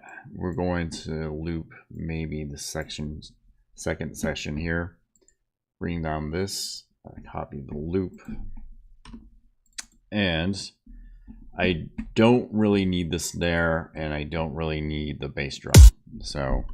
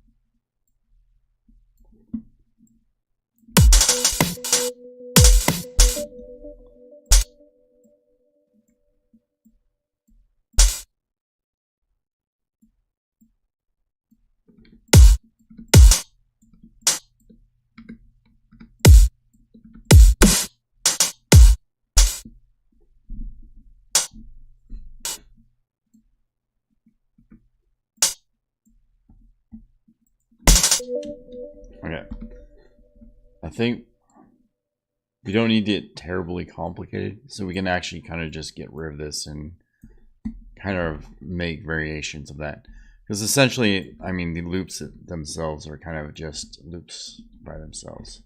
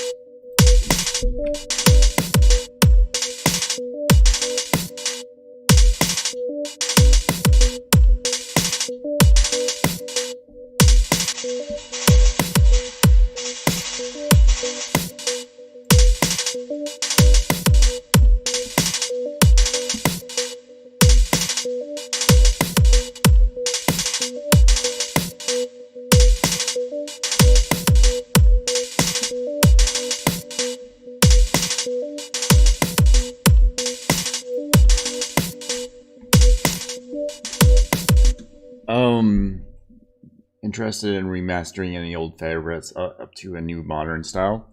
Yeah, and I've tried to do that for a couple of my tracks, definitely.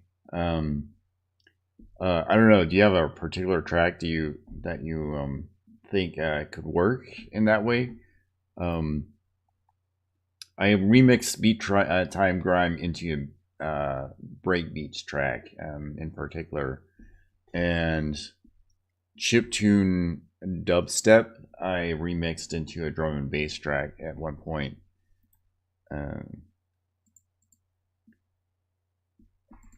So.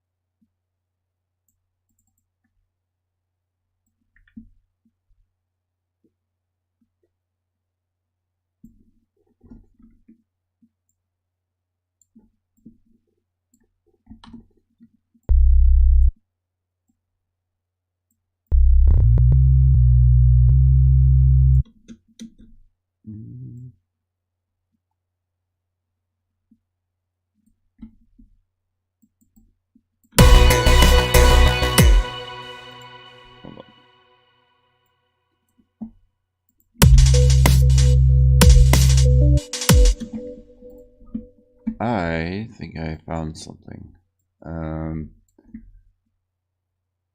I think everything here, all the VSDs seem to be tuned one step too high. So let me see if that actually helps out. All right, okay.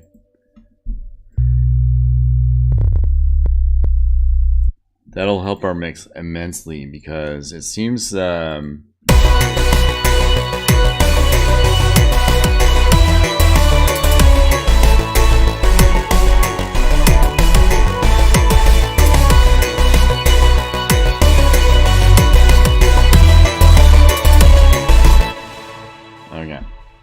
That sounds a lot better.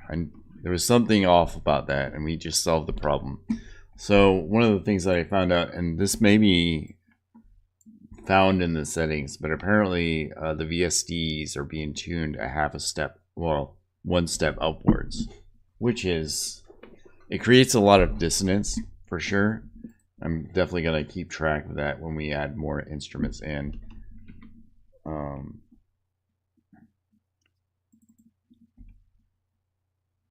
Let's see.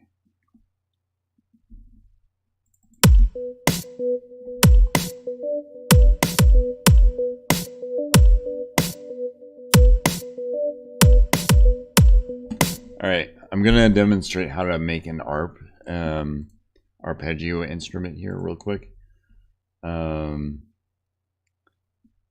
Basically, you have to, and this is another thing that you can do to make your work quicker, is you can actually have things combinated into like single devices, and then you can like save them. So this would be, we'll call this an ARP instrument. ARP. We'll get an instrument in here. Let's get a massive X, because why not? And then we can actually then get into your utilities, and this is your arpeggiator here. So just like everything else, you can program in arpeggio patterns quite quickly, actually. And we're going to bring in this. I'm going to assume that we need to probably tune our instrument by quite a bit. So let's do this.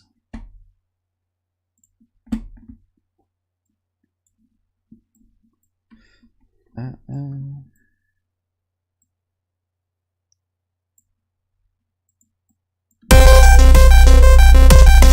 right, that's very loud, but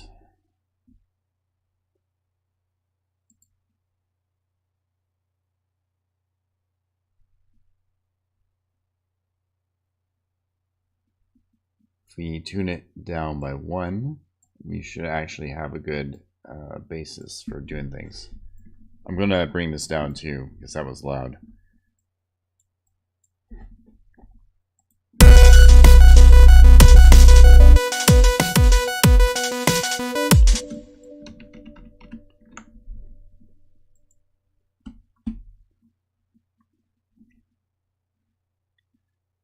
Angels Flying Through Hell was another one. I remember that. That was actually enjoyable to do. And there was an orchestra kind of extract that I did afterwards as well. All right, let's bring this here.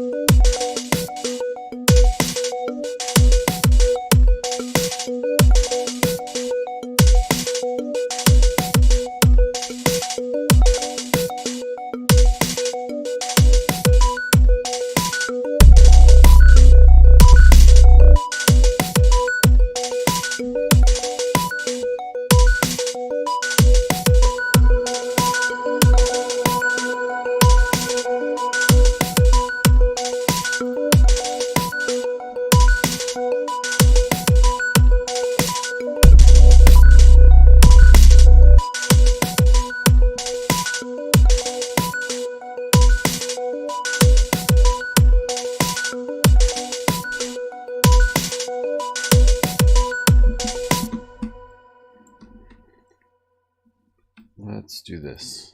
We're gonna make it kind of in a continuous thing. So there's a little bit of a glitch there, right? Do you hear that glitch?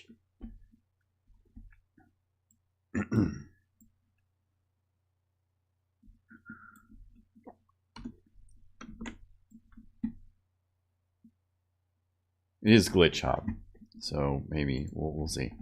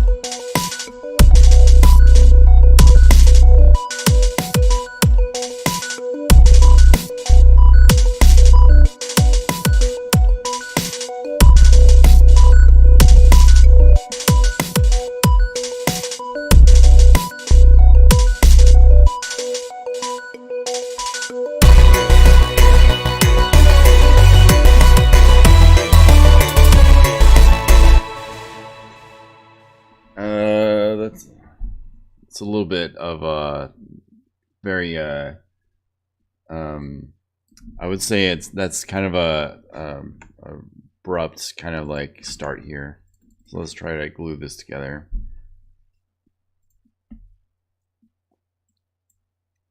Don't you feel like that was kind of like that entire like shift into the next section is kind of abrupt?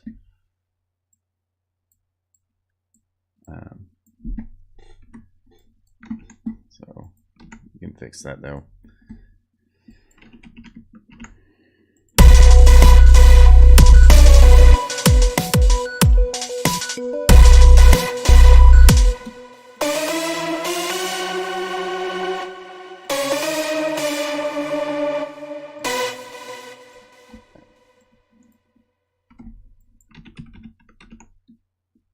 And glue that in.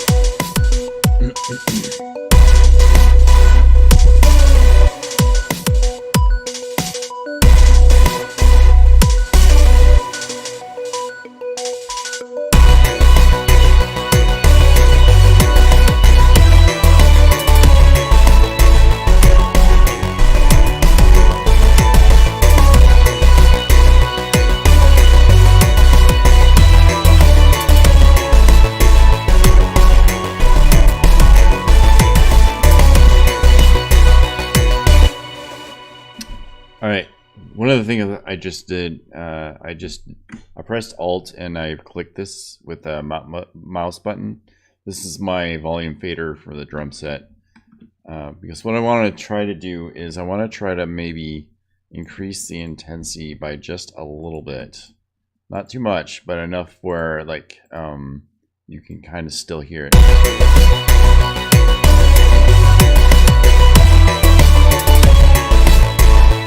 So it's still present in the mix. There's other things that we're going to do right at the end, include ducking. And we might be able to actually do that now before we are too far ahead of ourselves. So ducking the drum set, essentially what that is doing is basically suppressing your sound of all your other instruments by just a little bit momentarily, so you can kind of hear the impacts of the drums a little bit more directly. What we want to do, and this is similar to what I do in Reaper actually, we're going to move our left and right outputs to the left and right output of the how much do I earn from YouTube? Not a whole lot. Probably one of the reasons is that I don't necessarily take pre-rolls in videos, and that was a decision I made a long time ago. So I don't really earn all that much. Again, most of what I earn from my music is from Spotify. So let's see. All right, so we will actually, since we've got a bus here, we're going to actually create our ducking track from here, just so we don't step on everything else. This will be our ducking track, and we'll route everything else to that ducking track. Hundreds and hundreds of pennies, yes. That's exactly what I make. I think that's the only buses. I only had 2 buses here so far. So create a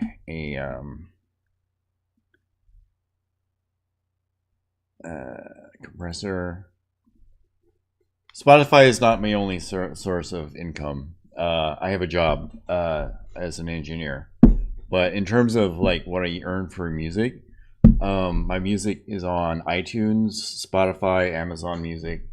I do have a Patreon, and I've been thinking of maybe doing commissions again, maybe through Fiverr. So we'll see how that goes. If you have any thoughts about that, let me know. All right, so we hook up the sidechain to the drum set where we had originally placed our split. So, all right. So we did a split here using the spider merger and splitter, and we're taking one to this, to the rest of the chain here, but we're actually routing to the compressor here. So, yeah, I mean, it's what I do though. You know what I mean? When I'm bored, I make music. That's for sure.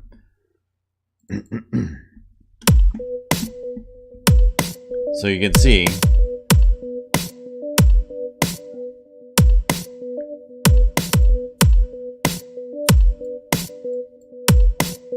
all right, so let's see, we will actually go ahead and route everything, so we can just make sure everything's routed before we add anything new, any new instruments. So we'll do that. Ducking. This already has its own bus. Ducking.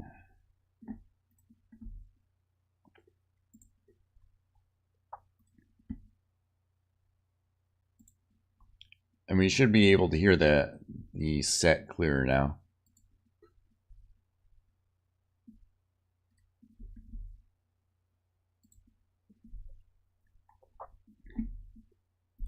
because we want to add also a couple of pads here to flesh out our beginning. So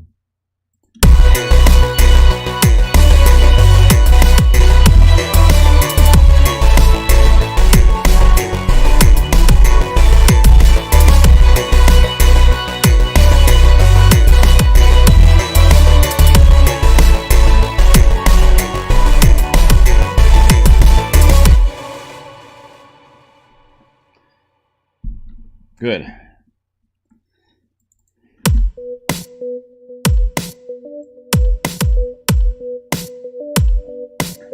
Probably don't want to start with that though. I think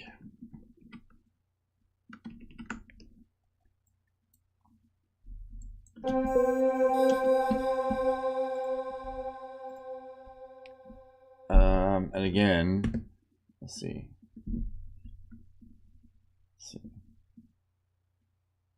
Fine notes.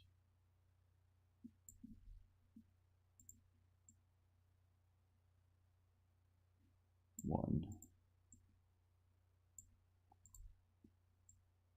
I don't know why it's tuning everything one step above for the VSDs.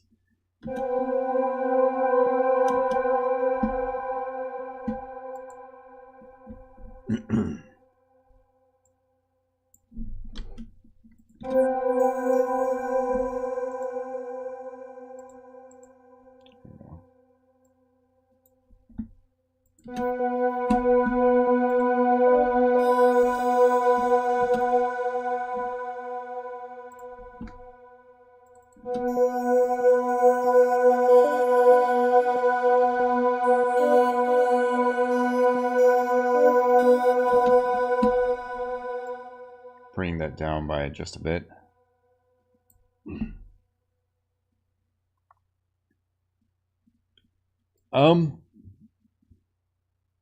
That is a good point. Maybe there's game creators that do use my music, but obviously they are small-time game creators. So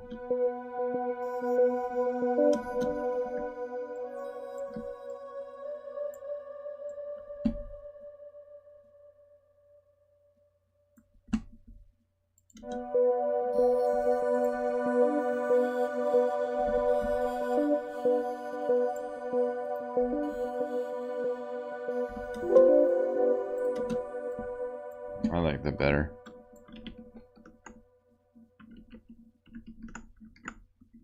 Awesome. Much appreciated. So for teaching and stuff like that?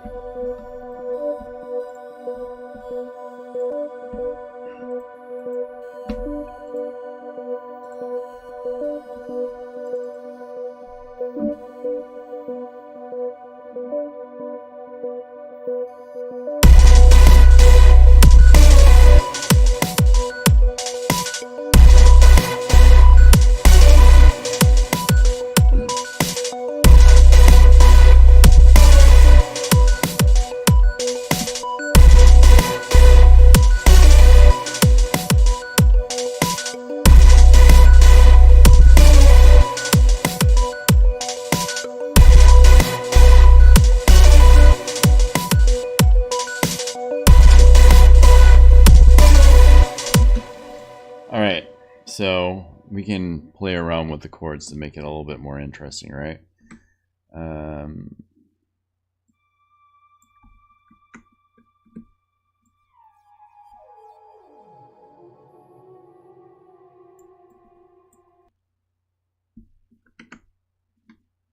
I accidentally left your logo on a menu I sold. Well, I guess that works, right?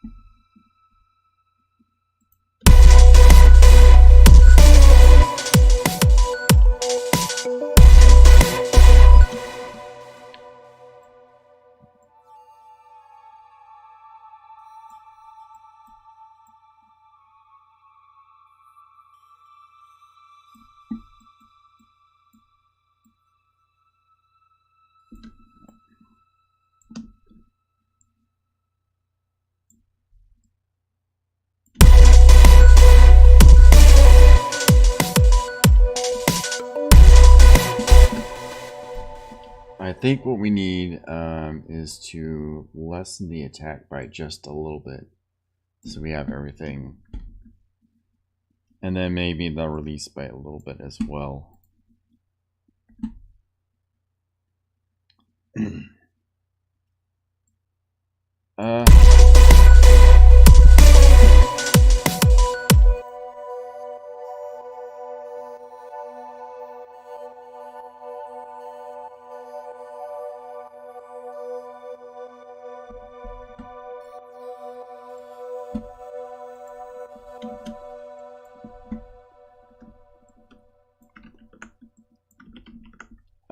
I mean, you know, I've gotten a fair amount of attention, you know. Granted, it's not as much anymore, but like a lot of like popular YouTubers actually used me back in the day. So I mean, it's tough to gauge that kind of thing too. Like in terms of like what people like and what YouTube itself is promoting. You know, the algorithm shifts all the time without like ever like telling you what they're looking for, and you see that quite often actually when you look at your analytics. Sometimes it just suddenly changes out of the blue, and that you don't absolutely know why things do the things that they do. Let's drive this a little bit.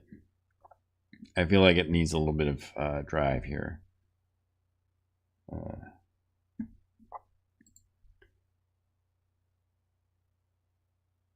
Yeah, and a lot of this is like, I really like writing music. I feel like I'm pretty good at it, and people do come back for sure.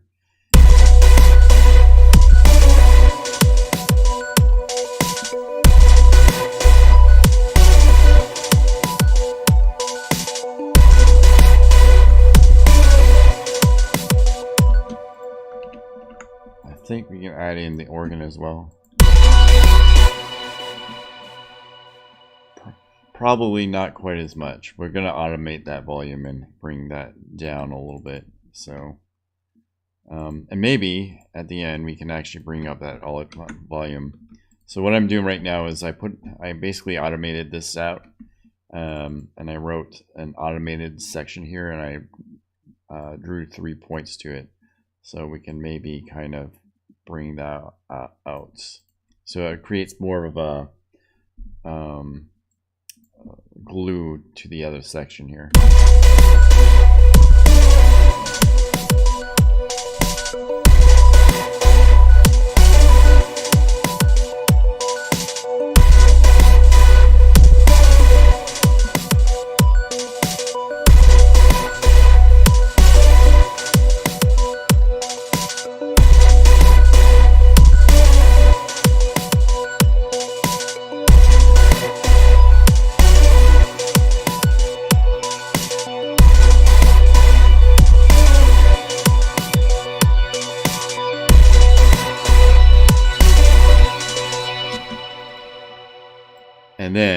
And then we're gonna kind of cut this out right at the last minute.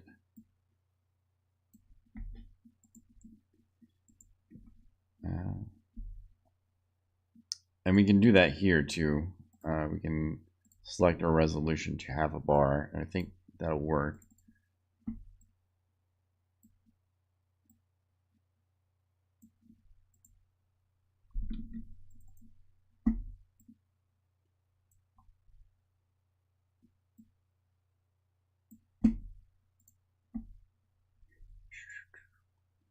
Okay.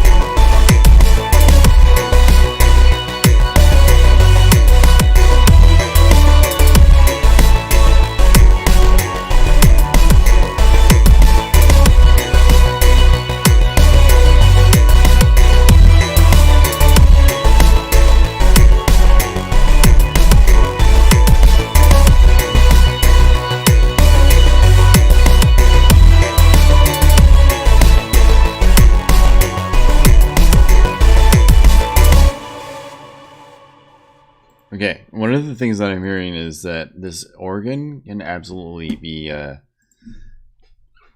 doubled up on, and I think what we're gonna do here, yep, there you go. Yeah, definitely ringtones. I love it when people use my music for the ringtones, and hopefully it's all appropriate stuff too. Yeah. Serum. And what we're gonna do with Serum is we're gonna use a straight saw wave here and double it up left to right. Make some shapes here. There we go. And we're going to basically bring this out here and bring this down to Serum. So, and then also we have to do a semi-tune downward, because apparently everything is being tuned one step upwards.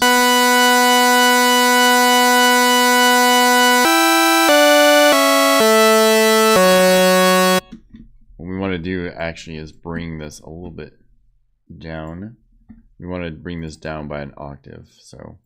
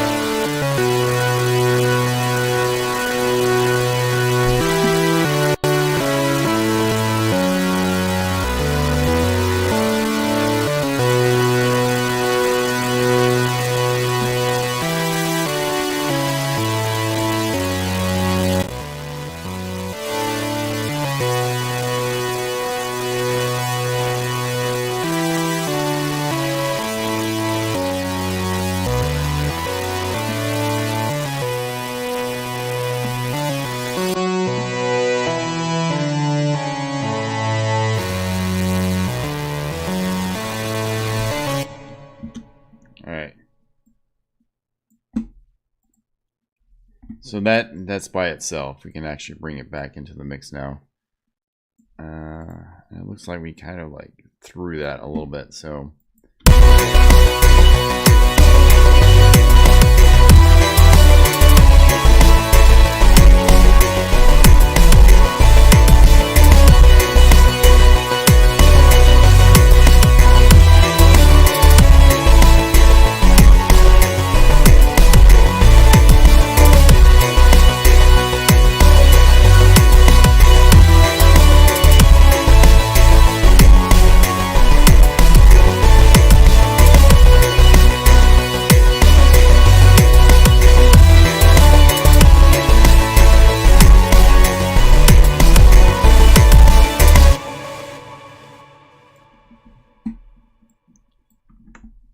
Pretty good. How about adding a counter melody here, maybe?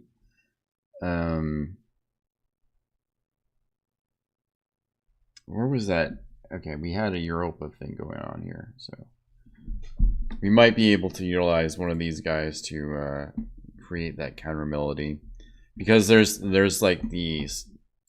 It's like a call and response that we can probably do something with. So.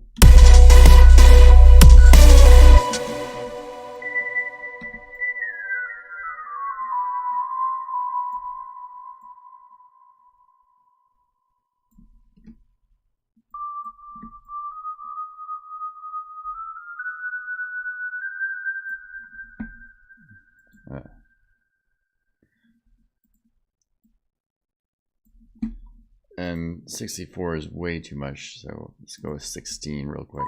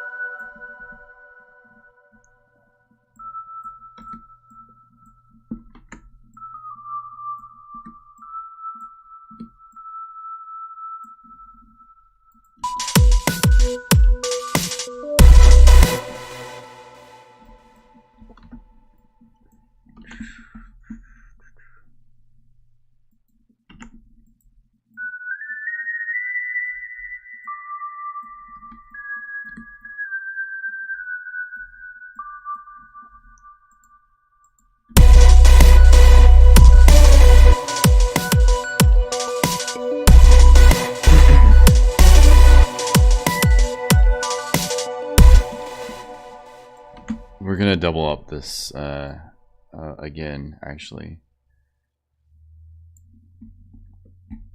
So we're gonna take these sets of notes and transfer it to the other one.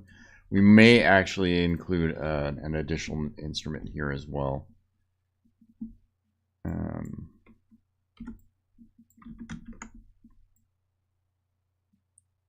So go ahead and glue that together.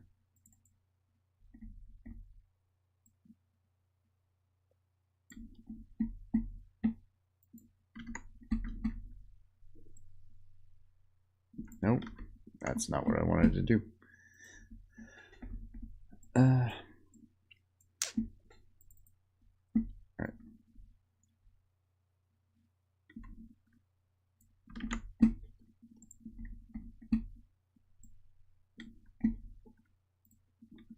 And we're probably going to split this so we can make things a little simpler as well. Or split.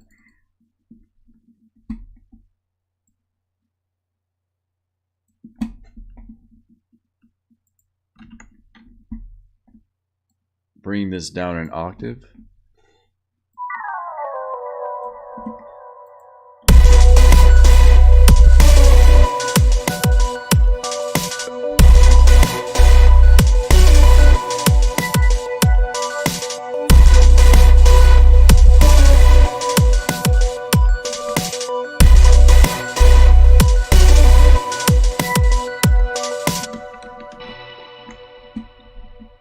Let's do an expanse. Let's do another expanse real quick, and we'll try to create something from scratch there.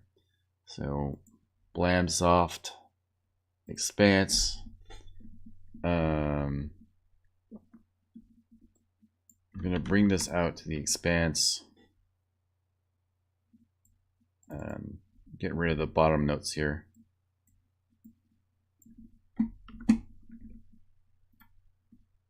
And reset the device. So we've got this loop that we can play with.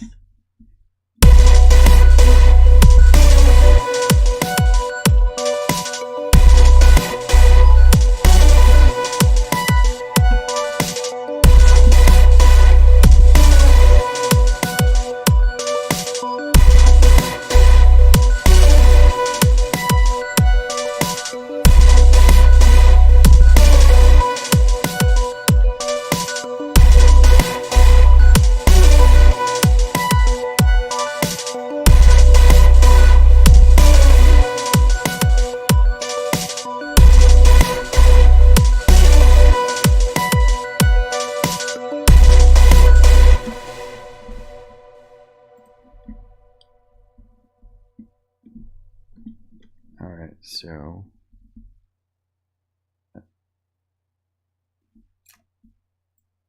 density 4, let's say, detune by just a little bit and spread it out.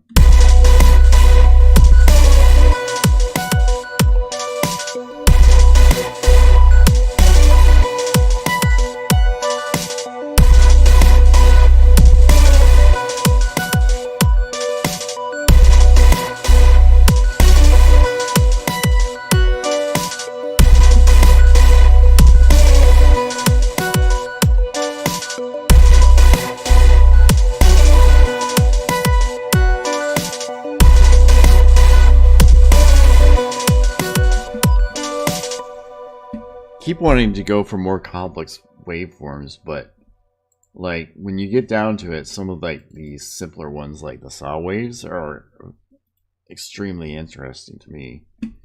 I don't know, how do you like that?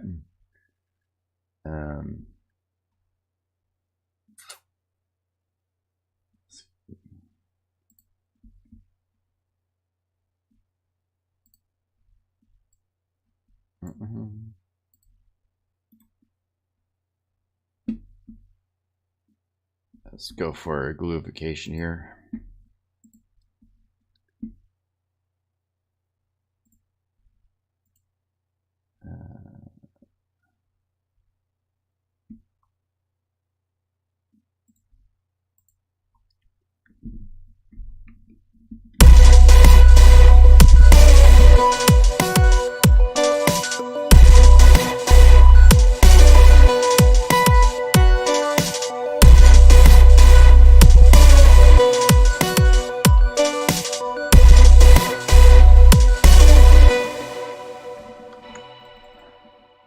And we can go for maybe some alternate notes here as well.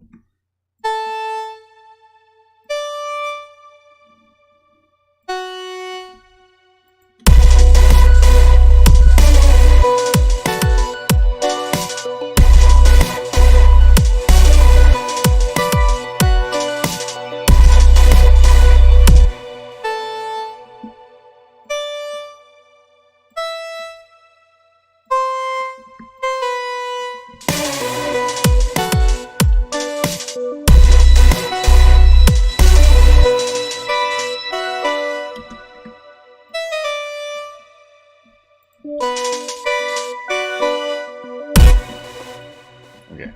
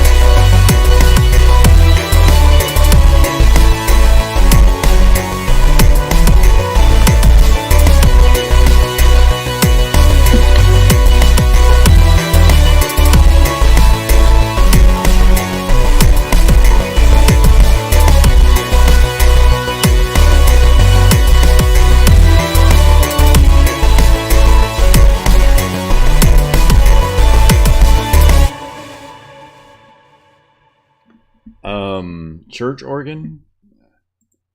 All right, we can try that just to see how it is it the rock organ maybe a little bit too harsh, do you think?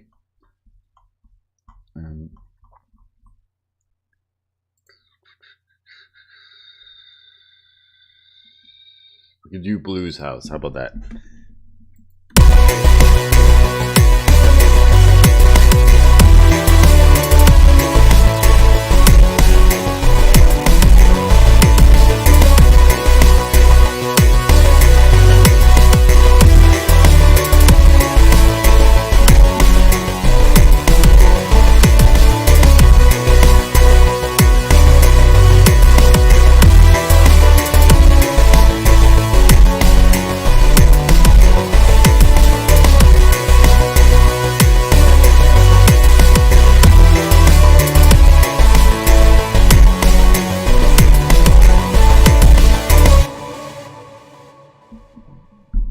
It's a little less harsh, but I think that just because it brings everything to the back, you know, to the background. All right. Yeah, this is me. Yeah. So we're constructing a song here. I think we're almost halfway through. In terms of like the song, we can basically go chorus, verse, chorus, just to kind of like make things quicker, but.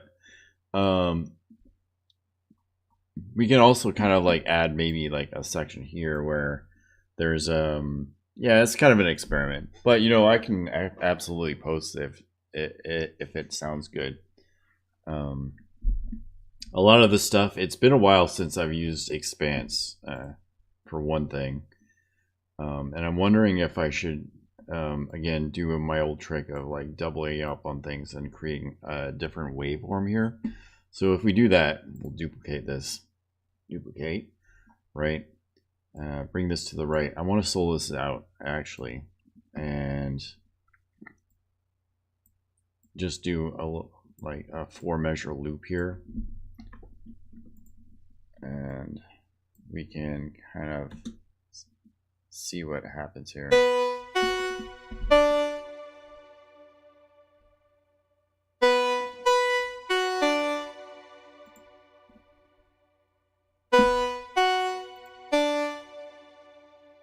Saxophone or trumpet.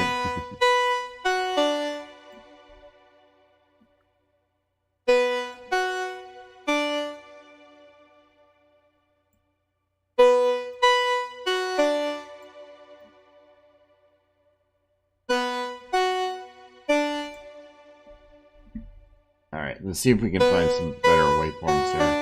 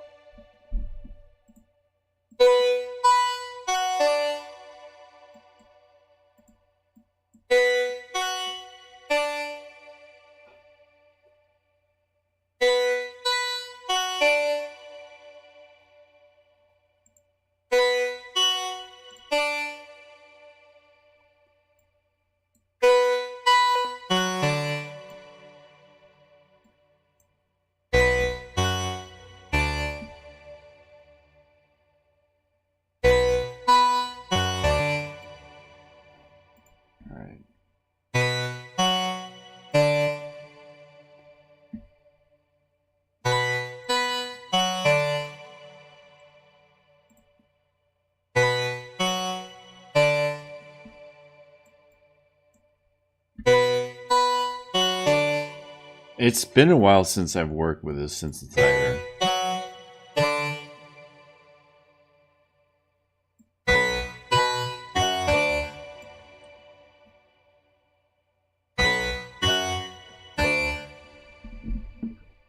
Okay, so like doing one of these synthesizers would, I mean, each one of these synthesizers could like basically justify an entire tutorial with. Because they're complicated in what they can do. Even though some of them basically do the same things, they do the same things in different ways. You know what I mean? Essentially what I did is I've got 3 oscillators now activated on this guy. Although I think we can justify maybe some spread here. So this is like your unison effect that basically creates a spread if you detune it by just a little bit, and then you create your spread. So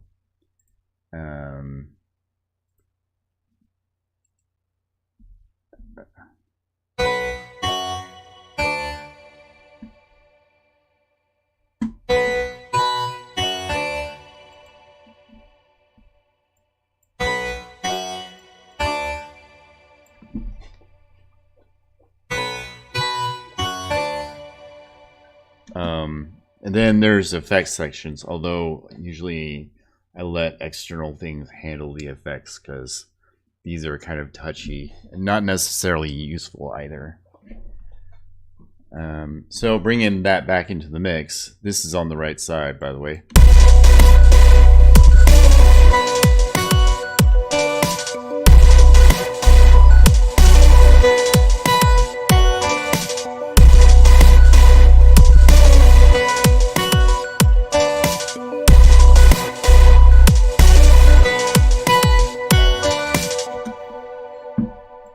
Pretty good. I like that. We can add maybe some delayed effects in this as well to try to, you know, just sound it out a little bit better.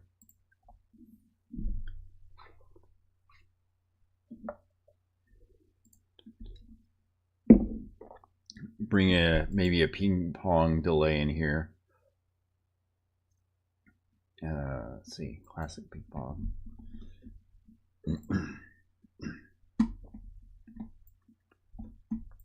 Hey, how's it going, Hayden?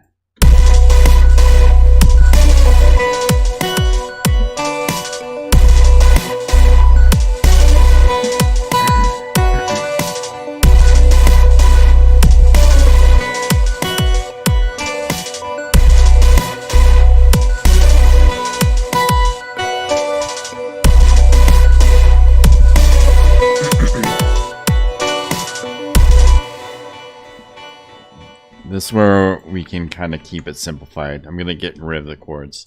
The bass is it's got a 2 octave on here, and maybe I can modify that. But I mean, it depends on whether you like a clean bass or a dirty bass, because sometimes a straight sine wave can be good. Other times it can be considered boring, right?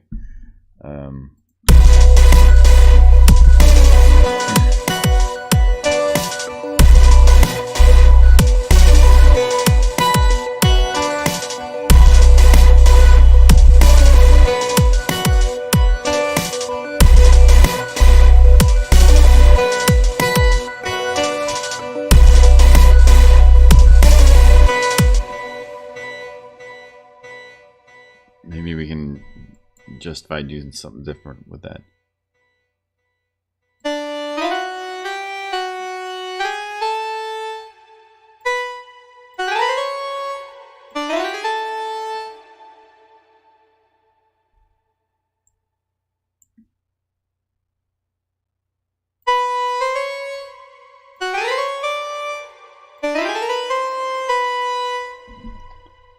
All right.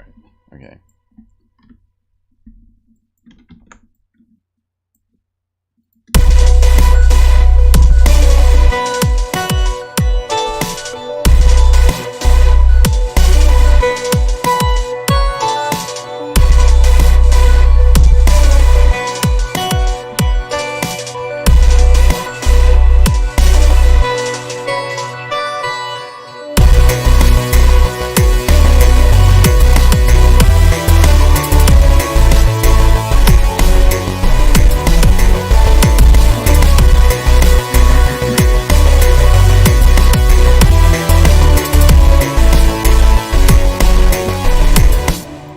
Okay, just for reference, we are creating our bass sound utilizing Massive.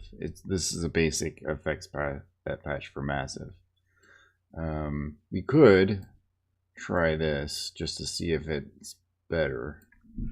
I like low bass though, so we'll see how it goes.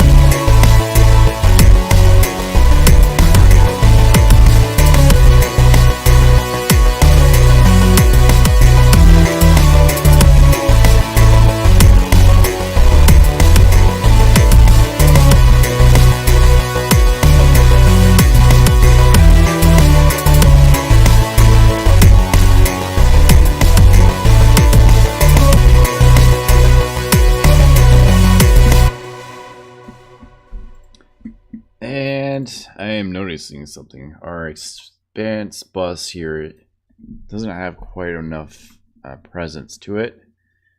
But one of the things that we can do is we can create a parallel channel and bring out the high ends here. So the way we do this, there's 2 ways we can do this. We can go into our bus here, and we can, where is this located at? Nope, that is here, right here. So this is our parallel bus that we actually created. do a high pass filter and kind of just take out everything except for like everything above 400 hertz. And we can go in here and bring in the brightness as well.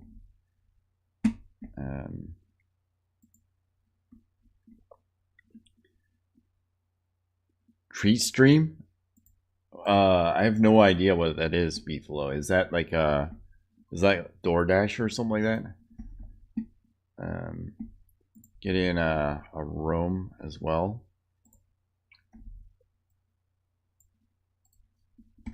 Let's see here.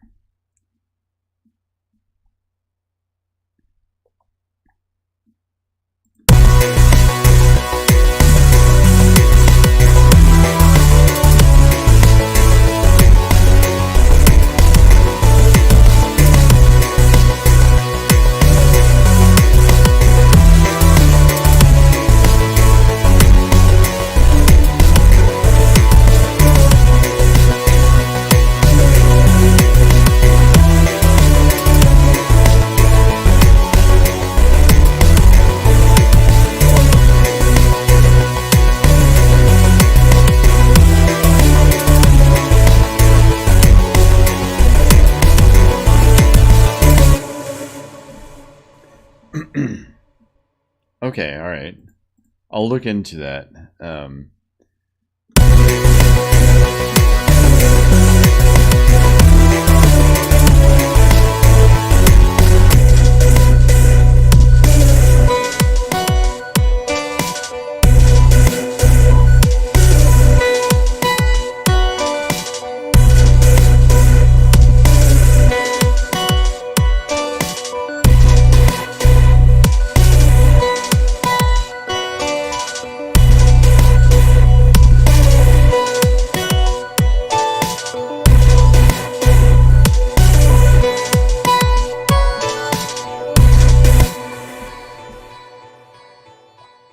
All right.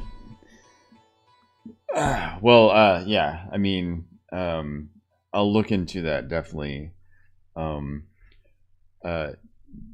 people lunch. Well, I'll definitely look into that. I don't necessarily what I know what I like for lunch, but definitely making me hungry for sure.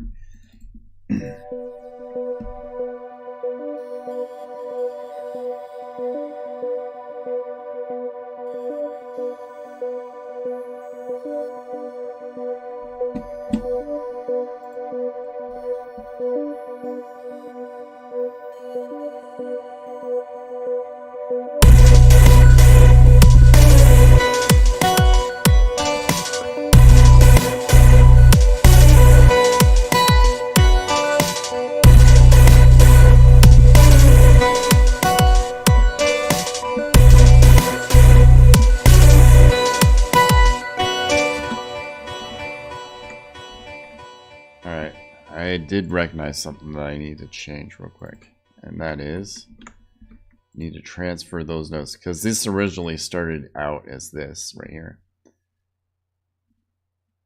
Okay, all right, I'll see you in a bit then. Thanks for stopping by, Beefalo.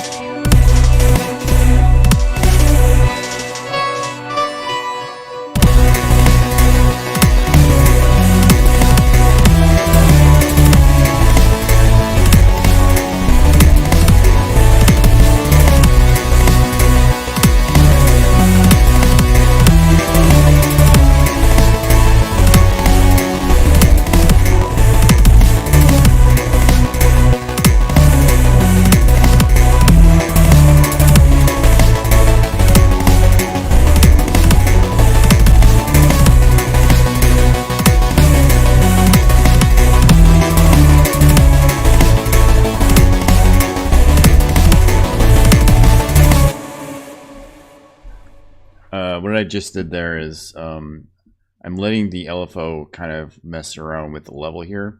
So instead of like and this is that pad that I just did about like 20 minutes ago. Instead of having like a straight pad here that's kind of blaring, it's broken up by maybe a rhythmic pattern.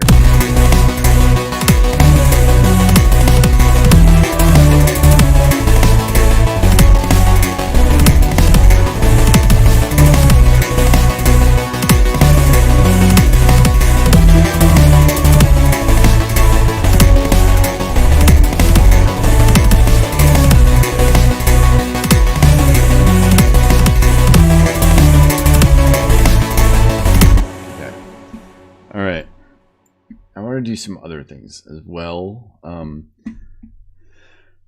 I can show you how to make kind of a rhythmic sequence using the old Massive.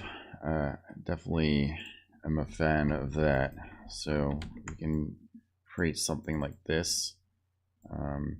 Get rid of all but one of the notes here, so it's just a straight line.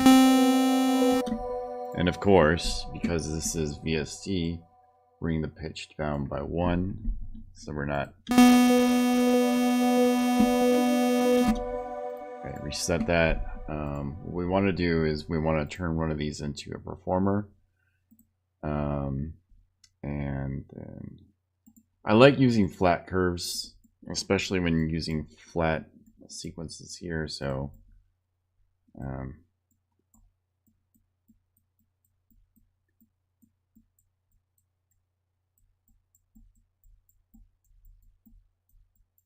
all right, what we're going to do is we're going to bring this into a high pass filter, and control the cutoff with the performer here, and we are also going to sync it by 16th notes.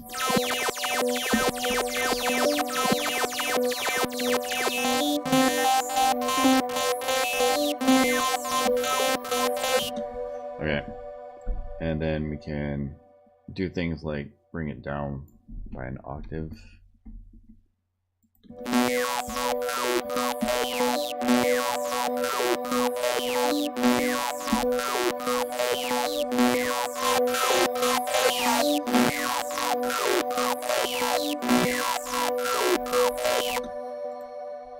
Bring 2 voices into that.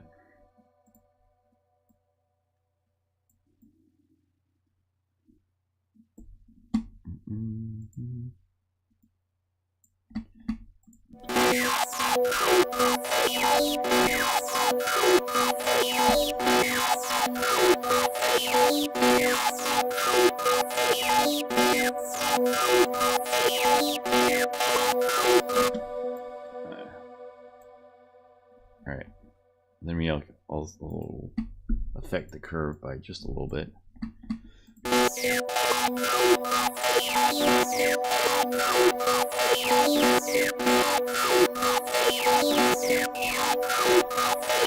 Hello, how's it going?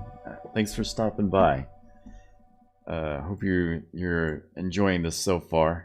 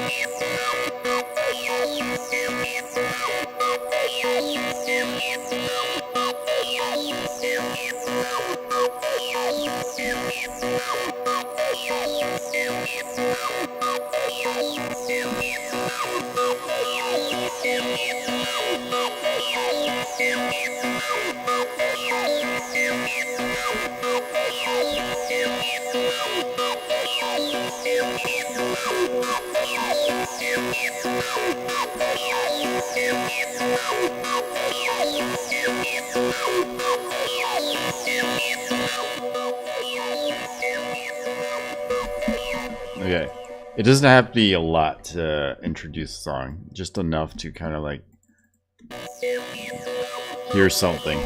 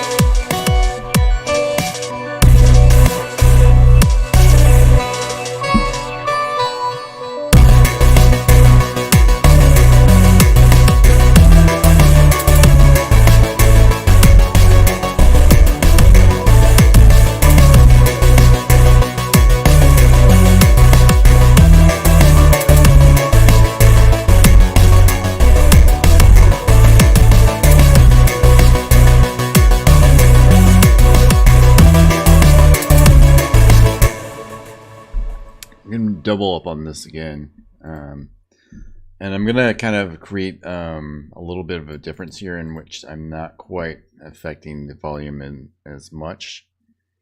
So on the right side, and this is just an experiment,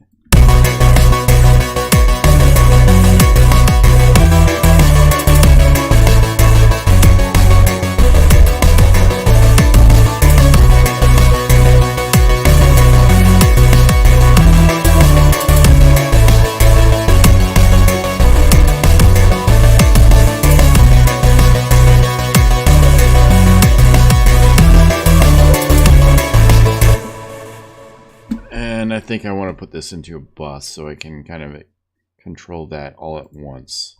So this is going to be we're gonna put this on the bus as well, and we're gonna call this the Serum rhythm pad.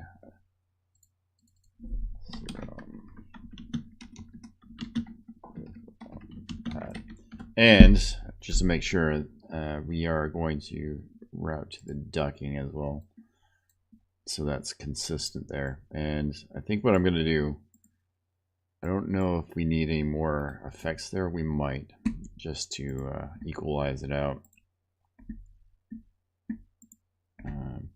First thing is first, the usual, and then we can bring in another equalizer in to shape it.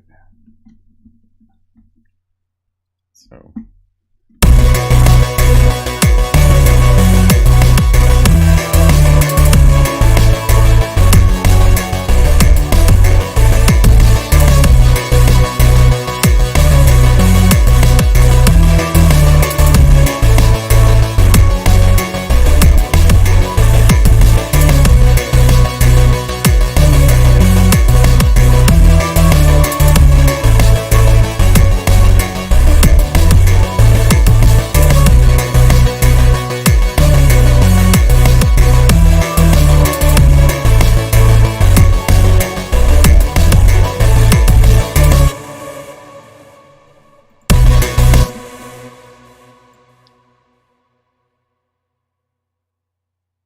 one of the things I tried early on, because this which synthesizer is it? It's this expanse bus right here.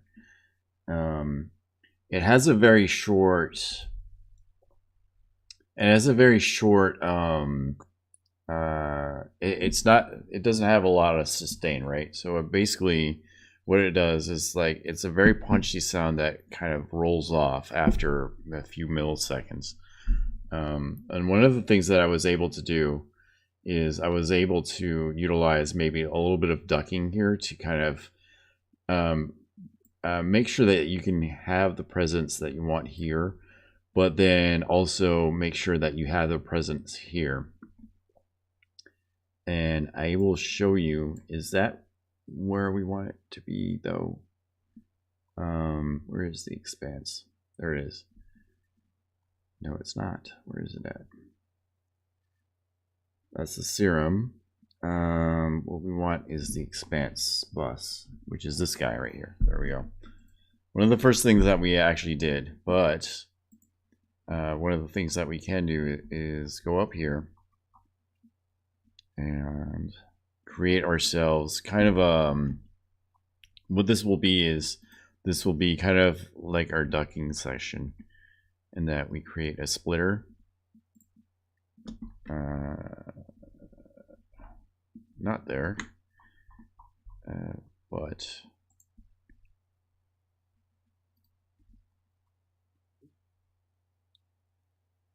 let's see. There we go.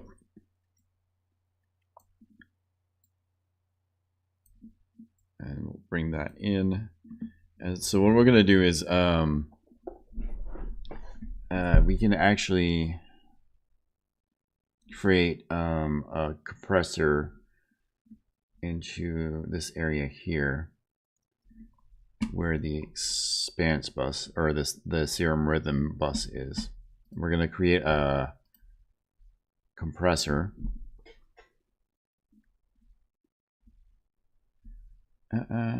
Compressor, right? Do some of the same things that we did with the ducking down below, except for instead of ducking from the drums, we're going to duck for the expanse. And I think it's up here.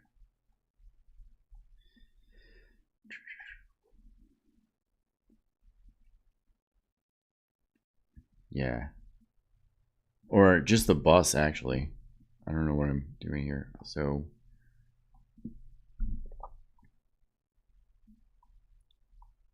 expanse bus. There it is. Bam. All right. So going back down to this rhythmic bus here.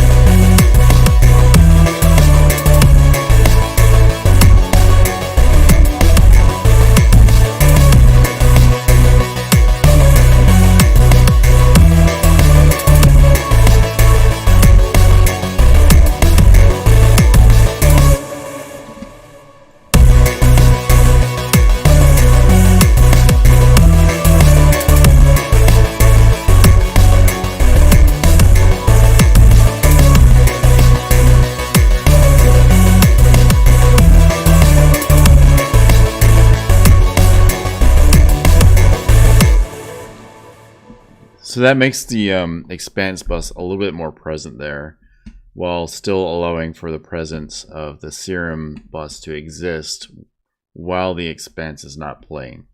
So again, what we did here is we're going to go back down to the serum rhythm bus. All right, have a good day, Adam. Thanks for stopping by. Yeah. So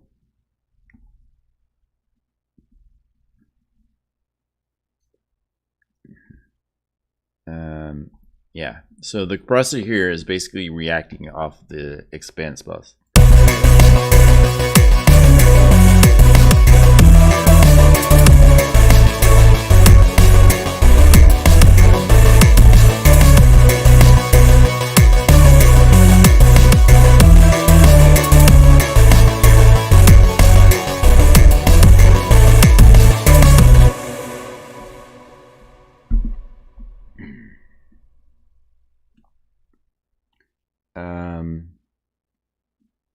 Yeah, and then we can maybe modify that further by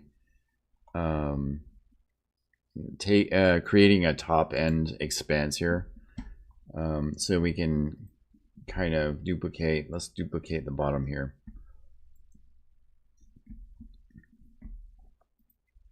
And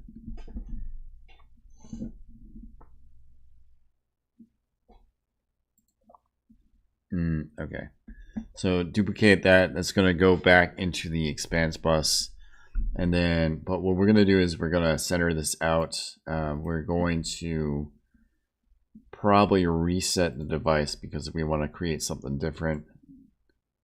Bring the attack a little bit down further. We don't need to do anything with the notes, but we're just going to sample it out.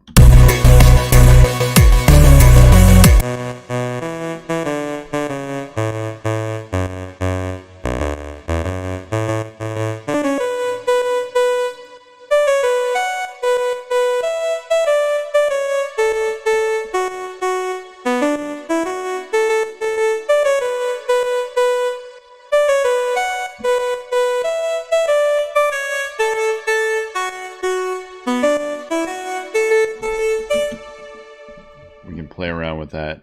That's a good horn sound, and it always is, but like we can play around with that.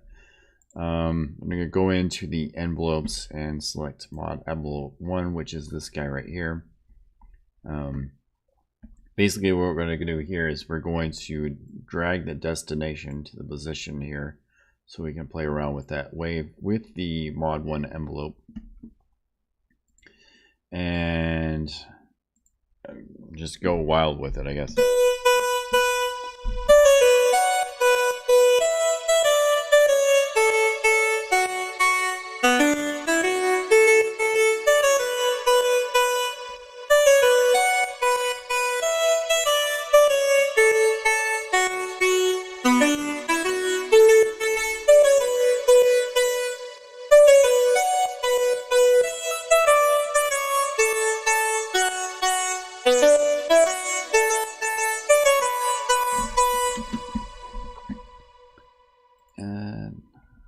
Other things that we can do is we can affect it by an oscillator as well. We're going to try that.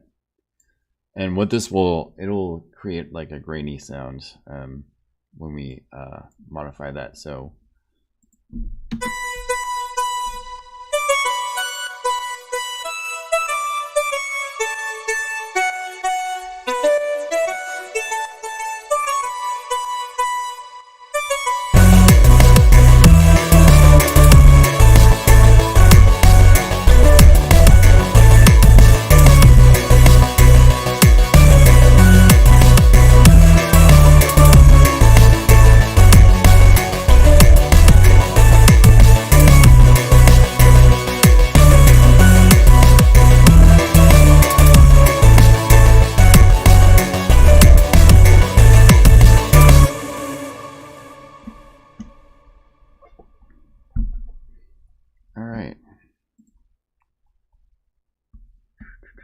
Alright, so one of the other things that we can do is we want to create maybe a riser up between our measure 23 and measure 25 to kind of bring up the second section a little bit better. So I like using massive, although I've been able to utilize Serum to do this as well.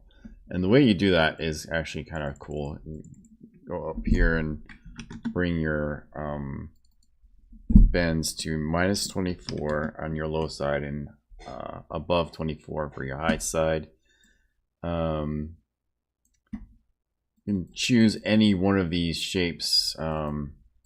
Probably want to do something like a spectral or something like that, because I'm interested to see what this looks like when we control this.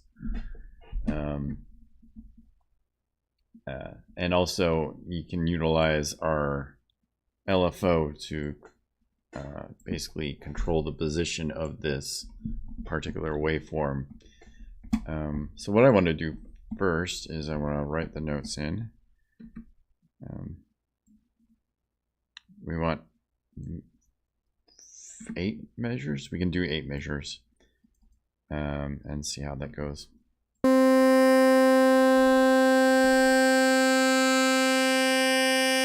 right. And another thing that we can do to kind of layer things is you actually want to semitone that down by 1, because we know about VSTs at this point.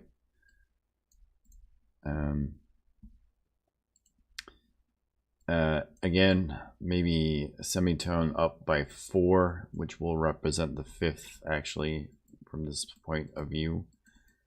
And then the way we're going to do this is we're going to automate the pitch here. And then draw ourselves a line that basically bends the note all the way down 24 tones and eventually reach itself at the top.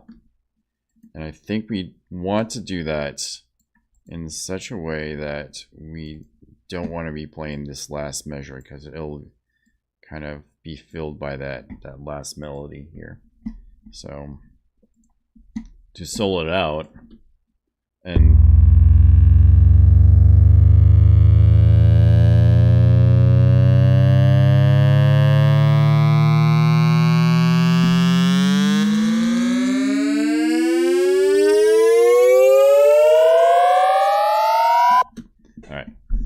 don't need that basic shape there, so we'll just fill it out with something else, like maybe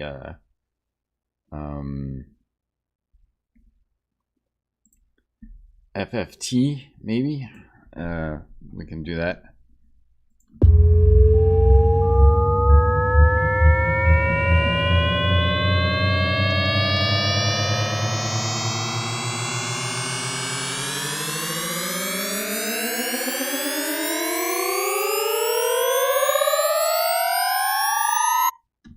Very harsh at the start, but it's doable. What we'll do is put a small low filter there to kind of like control that high end, and then also bring in like a compressor as well, hyper dimension that as well,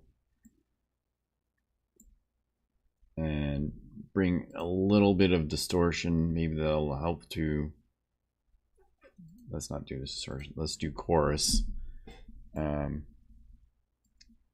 bring down the volume by just a little bit on the master.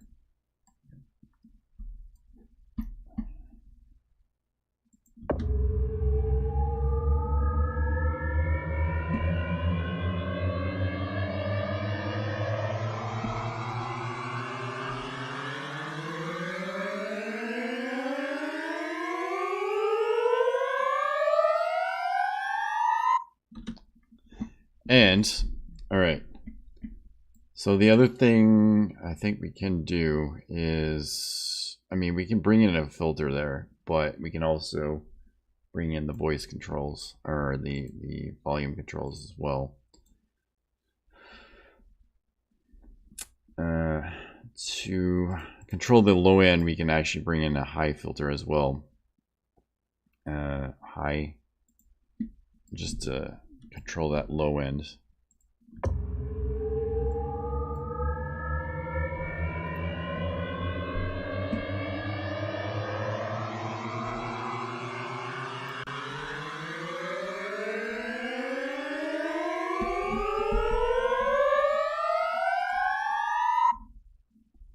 All right, doable. Bring in maybe a little bit of a drive as well. So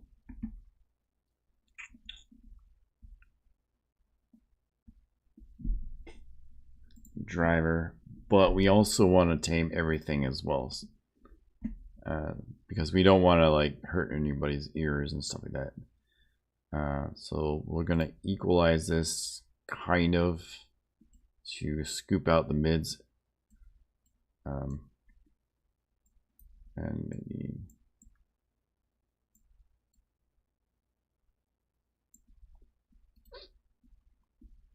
effects room.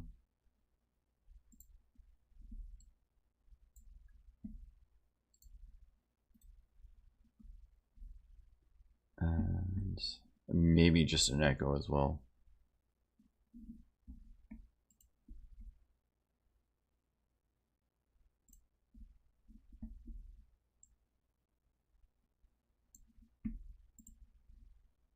And of course, a compressor.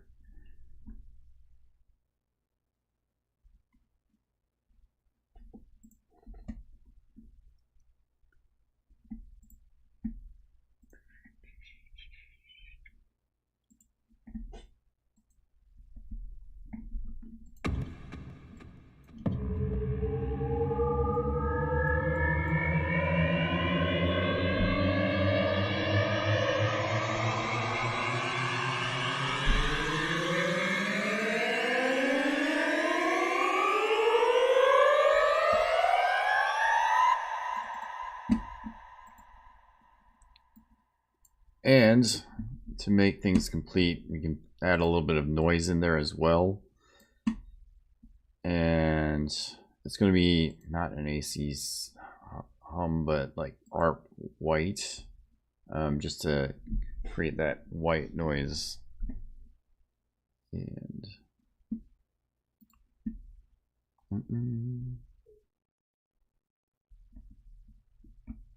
but also now we want to add in a filter as well, so we can do that with our little etch red here. Reset that.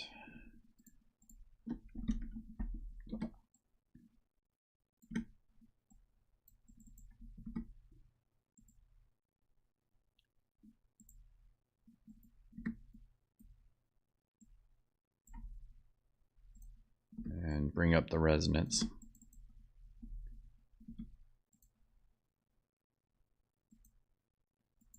And now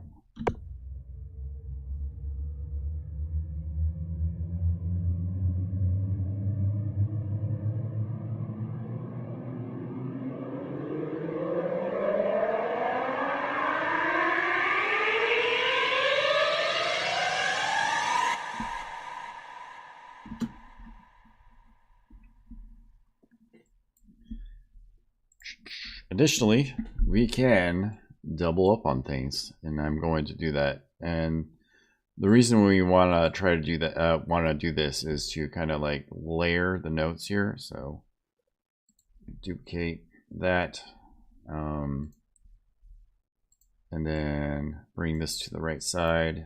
I'm gonna maybe change up the waveforms by just a little bit, so we have a little bit more variety here.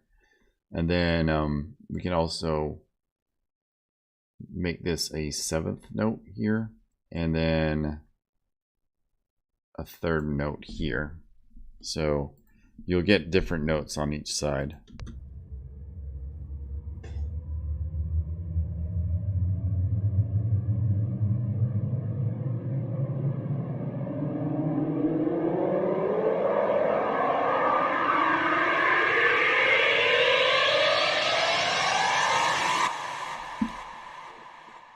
There we go. And we are going to route this into a bus, just so we have more control over this instantaneously.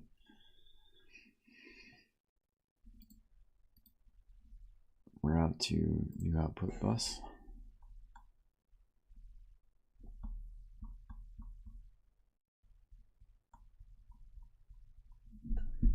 Route to this.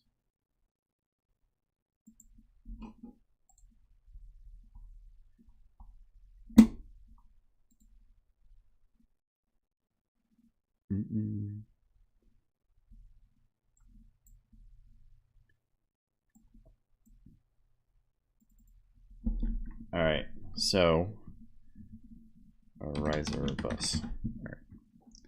And that'll work to kind of like allow us to control it based on what the song is doing.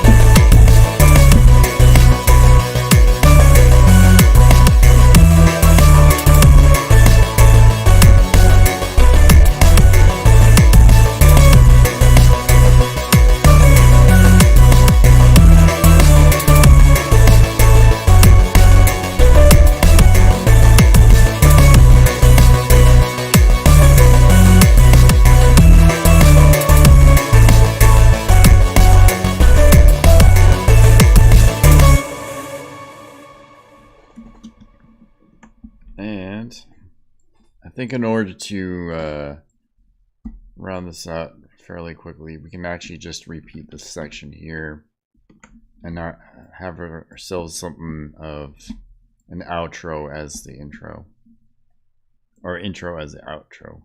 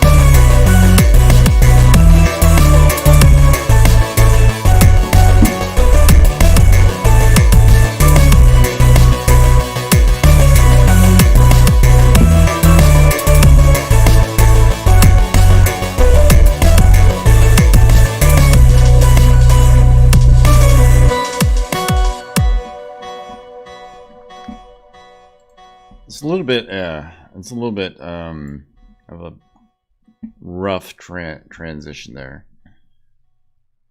and I'm wondering if you can actually like bring this out by 4 measures and create something that can bridge the gap between the two of them. So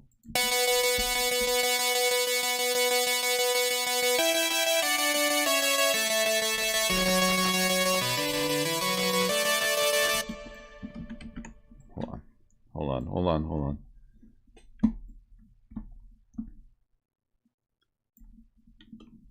We might have something here.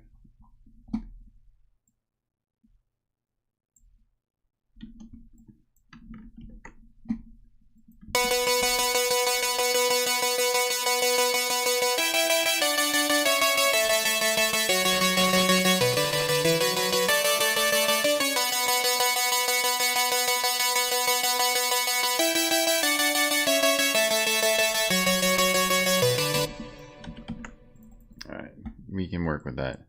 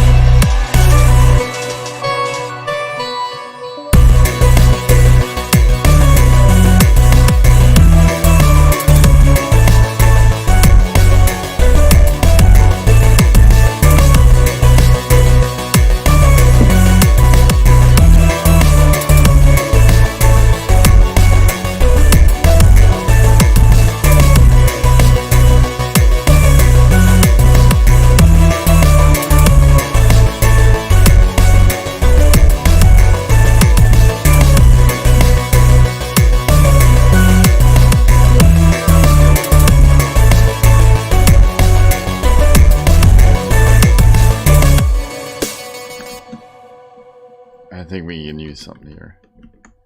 So, see.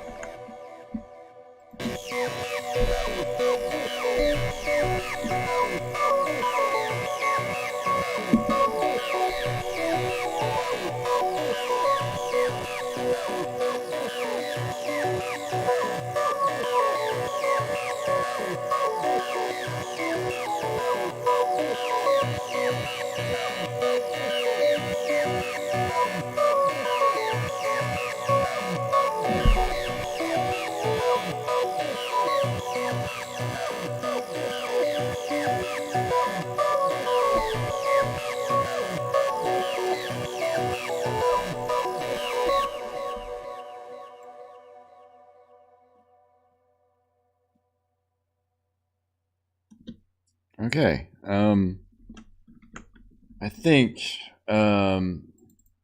we can go on to the remastering section, and then figure out if we want anything more after this. But essentially, that's kind of a complete song right there that we were able to make in about 4 hours ish. But we have a few more things that we can do. I'm not sure, but we actually have everything ducked correctly. That is a good question. Route 2, riser bus. Okay, the riser bus is ducked. Yes. It is not. Yes. Ducked. All right.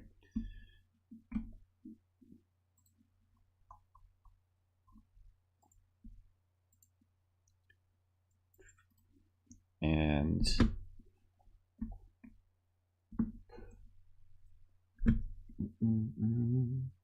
okay. So I don't have my latest ozone here, but it'll be good enough. We'll be able to do what we need to do with this.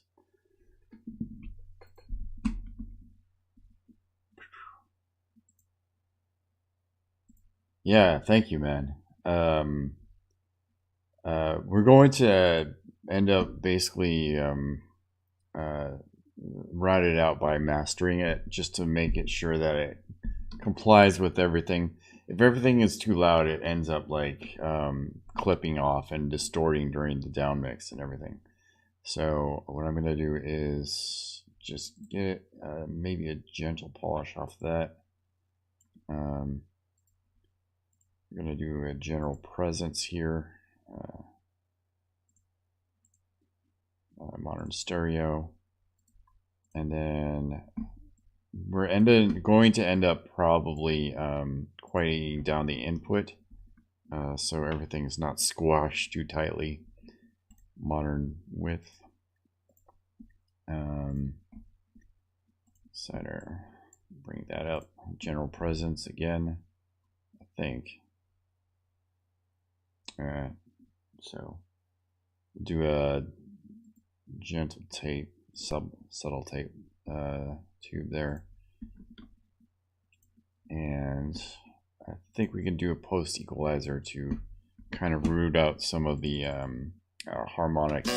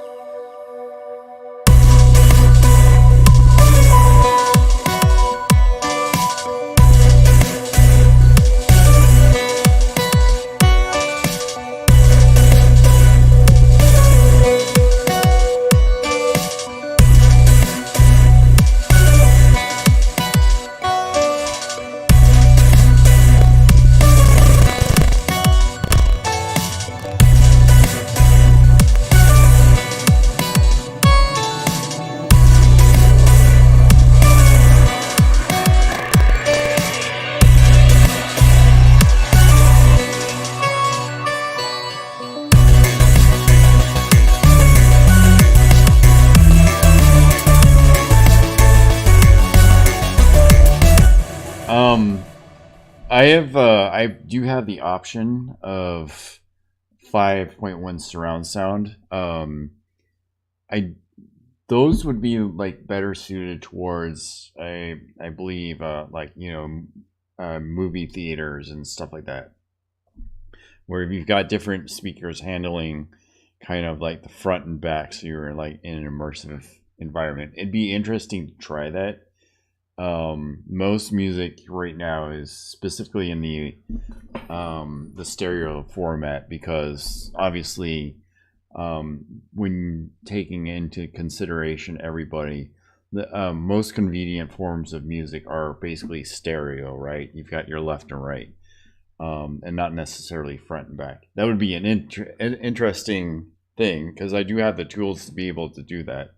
And maybe one of these days I can try that, but the application would be limited to, you know, that sort of deal where people have the 5.1 surround sound. So okay, let's converting my own sunroom into a theater room and music room. Yeah. I mean, it'd be interesting to try it for sure, and I'm actually curious to see what people would think about it. Actually, okay.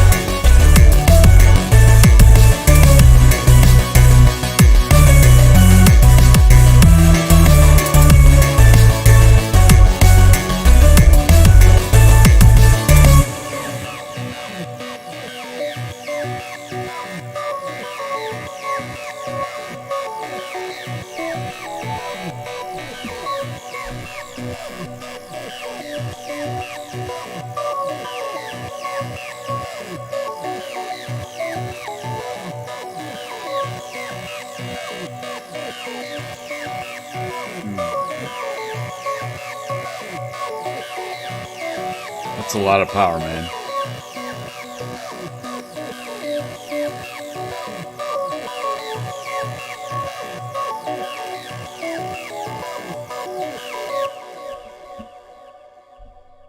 All right. I think that's the song. And as you could tell, this is your DSP usage here. I was running up against the limits of my computer. It's a pretty good computer, but like you can fairly easily overwhelm your system if you've got a lot of effects going on. And as I pointed out before, I've got a giant line of like effects and like instruments going on here. So like sometimes you can make it simpler and sometimes you can get really complex with things for sure. So what I'm going to do is I'm going to mix this down. I think I'm going to call it like Glitch Experiment 22 or something like that. And then I'll post it on my channel a little bit later. So hopefully you guys enjoyed that. Next time, I meant to do a an overview of Reaper, but I ran into problems trying to do the sound off of that, so we went with Reason this time. So so next time we are going to do Reaper. I will have that portion figured out. Right now I'm running on my FM guitar effects processor, which is essentially a sound card. So that's the sound card that I'm running off of right now. Originally it was an input from Cakewalk. And it was ending its lifetime. It was like it was about 12 years old at that point. Then I replaced this last year. So yeah, hopefully you guys like this, and I will post this on my YouTube and website later today. So and hopefully you guys have a great evening and everything. See you guys later, and I'll see you next time. Thank you.